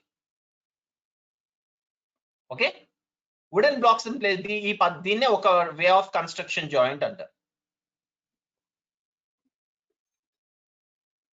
కన్స్ట్రక్షన్ జాయింట్ లో wooden blocks వాడతారు. Okay, which is the wooden blocks. అప్పుడు ఎప్పుడైతే ఈ షట్టరింగ్ వేసి కాంక్రీటింగ్ చేయాలో అప్పుడు ఏం చేస్తారంటే ఈ వుడెన్ బ్లాక్స్ ని రిమూవ్ చేసేస్తారు. రిమూవ్ చేసినప్పుడు ఏమవుతుంది చెప్పండి, లోపల ఏమవుతుంది చెప్పండి, ఆ పర్టికులర్ ప్లేస్ లో ఇలా మనకి గ్రూవ్స్ ఫామ్ అవుతాయి, అవునా. ఈ గ్రూవ్స్ ఫామ్ అయినప్పుడు ఎప్పుడైతే మీరు ఈ ఫ్రెష్ కాంక్రీట్ వేస్తారో ఈ గ్రూవ్ లోకి వెళ్తాయి కదా కాంక్రీట్, వెళ్ళిన తర్వాత ఈ ప్లింత్ బీమ్ కి ఈ ఫ్రెష్ కాంక్రీట్ కి రెండింటికి బాండింగ్ వస్తుంది అనమాట. ఓకే, బాండింగ్ అంటే ఒక జాయింట్ ఏర్పడుతుంది, దాన్నే కన్స్ట్రక్షన్ జాయింట్ అంటారు. Okay, that is one way. Okay, ఇంకో వే ఉంది కన్స్ట్రక్షన్ జాయింట్. ఇప్పుడు for example if you are casting a column of around ఒక 10 meters కాలమ్ హైట్ ని కాస్ట్ చేస్తున్నారు. ఓకే, ఈ రోజు కాంక్రీటింగ్ ఇక్కడ వరకు చేశారు, ఇక్కడ వరకు కాంక్రీటింగ్ అయిపోయింది. Okay, you should not leave this level horizontally, ఎప్పుడు హారిజాంటల్ గా వదలకూడదు. ఓకే, దీన్ని ఎలా చేయాలి అంటే ఇలాగా ఇంక్లైన్డ్ గా కాంక్రీట్ వదలాలి. కాంక్రీట్ ఎప్పుడు ఇలా ఇంక్లైన్డ్ గా వదలాలి. ఓకే, ఇంక్లైన్డ్ గా వదిలిన తర్వాత whatever the next concrete which you are laying, the concrete will be set in this inclination, దీంట్లో సెట్ అవుతుంది అనమాట. ఈవెన్ స్లాబ్స్ లో కూడా, in slab when you are laying a concrete, when you lay today up to here you should leave concrete like this, ఇలా slope గా వదిలేయాలి. Next day మీరు వేసేది లెవెల్ ఇలా వేయాలి. ఓకే, అలా కాకుండా in slab when you are laying concrete, ఇలా one day when you are laying like this and you are stopping here and the next day you are laying concrete like this, ఏమవుతుందంటే ఇక్కడ ఒక joint ఏర్పడుతుంది. that joint is not a good for slab, because when the slab is subjected to load, the slab will fail exactly at this crack దగ్గర fail అవుతుంది. అదే మీకు ఇలా inclined ఉందనుకోండి, లోడ్ అప్లై అయినప్పుడు ఫెయిల్ అవుతుందా? ఓకే, ఫెయిల్ అవ్వదు, right. So why, because your joint is incline which is not parallel to the crack, అందువల్ల ఇలాగ వదలాలన్నమాట. ఇలాంటి జాయింట్స్ నే కన్స్ట్రక్షన్ జాయింట్స్ అంటారు. ఇంకోటి ఉంది లేటెస్ట్ టెక్నిక్ సార్, ఇలాంటి ఇంక్లైన్డ్ గా వదలడము, ఇలాగ వుడెన్ బ్లాక్స్ ని పెట్టడము, ఇవన్నీ కష్టం sir. I want to make hard and concrete with fresh concrete to be jointed perfectly అంటే దానికి కొత్తగా కెమికల్ ఒకటి వచ్చింది విచ్ ఇస్ కాల్డ్ నిటో బాండ్. కొత్త ఏం కాదు, while I'm working in bridges in construction I used to use this అనమాట, నిటో bond అంటారు. ఈ బాండ్ ఏం చేస్తారంటే ఇది ఒక కెమికల్, ఈ కెమికల్ వేసి ఆ కాంక్రీట్ ని వేస్తారనమాట. అప్పుడు ఏమవుతుందంటే ఆ కెమికల్ ఏం చేస్తుందంటే this concrete this chemical will loose the concrete, ఈ కాంక్రీట్ ని లూజ్ చేస్తుంది. అర్థమవుతుందా? This Nitobond will loose the concrete, concrete ని హార్డ్ అండ్ కాంక్రీట్ ని కాస్త సాఫ్ట్ చేస్తుంది అనమాట. It will make it fresh. Then ఎప్పుడైతే ఇది లూజ్ అవుతుందో ఈ ఫ్రెష్ కాంక్రీట్ వచ్చినప్పుడు రెండు బాండ్ ని అవుతాయి automatic. Clear? So that is what the meaning of A construction joint. Sir expansion అప్పుడు లూజన్ చేసిన సార్ అప్పుడు లూజన్ చేసినప్పుడు కింద బీమ్ కి ఏం ఎఫెక్ట్ కాదు సార్, అంటే ఏమైనా బ్రేక్ డౌన్ అవ్వడం అలాంటిది ఏం? మీరు ఎంత కెమికల్ అనేది ఓన్లీ పైనే కదా పోస్తారు, just you will pour with a small mug అంతే. అది ఎంత మీకు కాలం యొక్క సర్ఫేస్ ఏరియా ఎంత ఉంటుంది, ఎంత ఉంటుంది చెప్పండి? 300 mm by 300 mm. 300 అంతే, దాంట్లో పోస్తారు అంతే. పైన పోసినప్పుడు కాంక్రీట్ పైన లెవెల్ మాత్రమే కొద్దిగా లూజ్ అవుతుంది, దాని తర్వాత you will pour the fresh concrete అంతే తప్ప ఆ కెమికల్ లోపలికి ఏం వెళ్ళిపోదు. Because you will have a clear cover కదా. మీకు ప్లింత్ బీమ్ కి కవర్ ఎంత ఉంటుంది చెప్పండి? ఎంత ఉంటుంది? 40 mm ఉంటుంది మినిమం. మరి 40 mm ఉన్నప్పుడు 40 mm వరకు లూజ్ అవుతుంది అంతే. ఓకే, అప్పుడు ఫ్రెష్ కాంక్రీట్ వెళ్ళి జాయింట్ అవుతుంది automatic. Right? Okay sir. Right. ఇంకా అమ్మాయిలు ఏం అడగట్లేదు డౌట్స్? గర్ల్స్ ఏం డౌట్స్ ఏం లేవామా మీకు? సార్ మేము అసలు సైట్ లో వర్క్ చేయం సార్ అంటారా?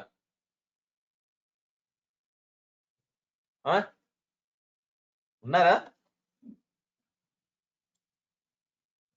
గర్ల్స్? ఎవరికేం డౌట్స్ లేవమ్మా?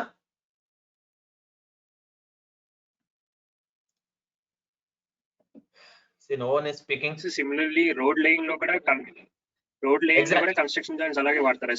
ఉంటాయి ఖచ్చితంగా. స్లాబ్ లో అలాగే వాడతారు, పియర్స్ లో అలాగే వాడతారు, రాఫ్ట్ లో కూడా అలాగే వాడతారు. పియర్ క్యాప్ వేసేటప్పుడు కానీ అబాట్మెంట్ క్యాప్ వేసేటప్పుడు కానీ ఎప్పుడైనా they will follow the same techniques అన్నమాట. ఒక్కోసారి హ్యూజ్ వాల్యూమ్స్ ఉన్నప్పుడు ఇలాగ స్లోప్ చేయడం కష్టం కదా, ఎందుకంటే కాంక్రీట్ సెల్ఫ్ వెయిట్ వల్ల ఆటోమేటిక్ మనం ఎంత ఇంక్లైన్ చేసినా ఇట్ విల్ బికమ్ స్ట్రైట్. అవునా? అలాంటి టైంలో ఏం చేస్తారంటే they will pour this Nitobond chemicals అన్నమాట. ఇలా నిటో బాండ్ కెమికల్ పోసి నెక్స్ట్ లేయర్ ని వేస్తారు, అప్పుడు రెండింటికి బాండింగ్ ఏర్పడుతుంది ఆటోమేటిక్.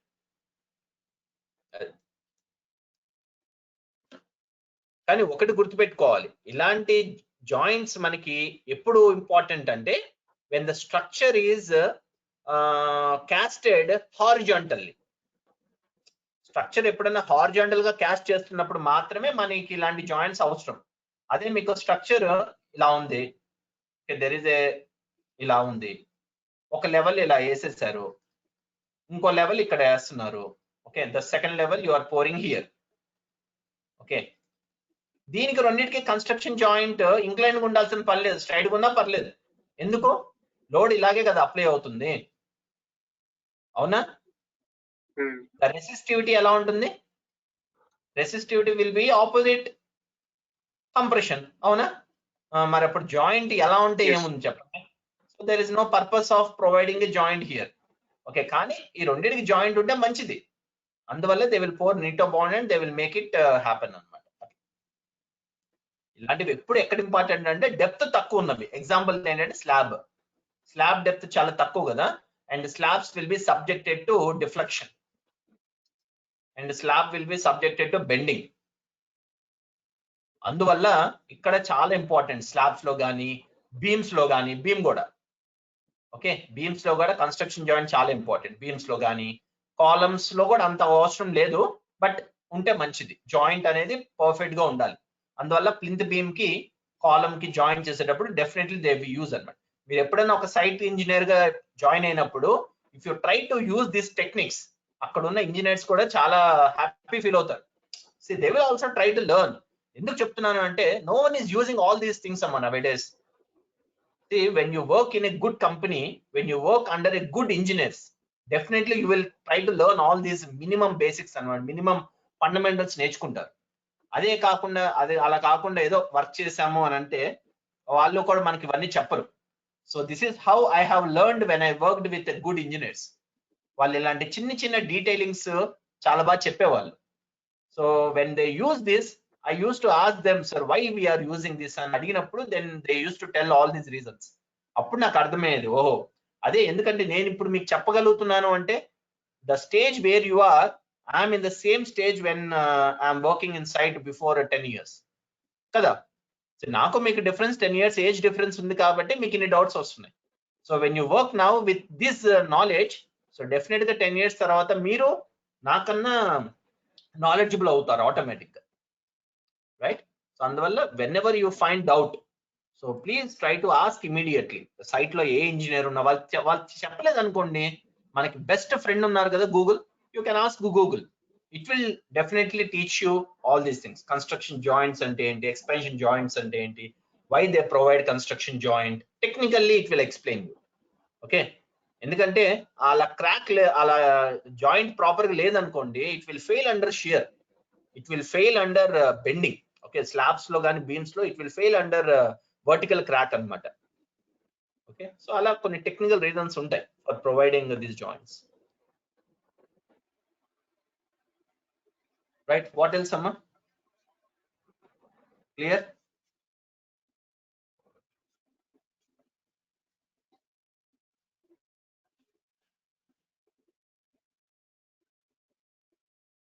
గైస్ క్లియరా అందరికి?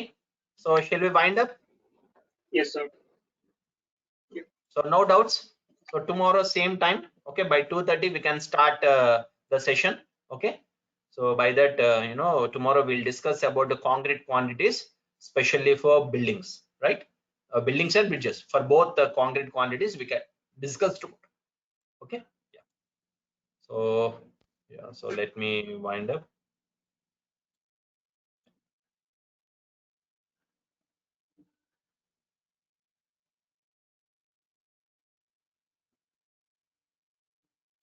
Okay, then see you tomorrow at the same time. Okay, so okasari today I think I will try to share you tomorrow's link along with this recorded video. Okay, rendu nenu share chestanu, okasari ee video nu okasari brief okasari go through ayi. Okay, you can come tomorrow's class. Okay,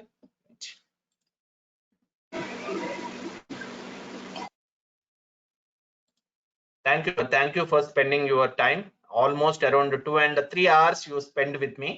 So it's really grateful. Okay, thank you so much for spending the time. Thank you, sir. Thank you.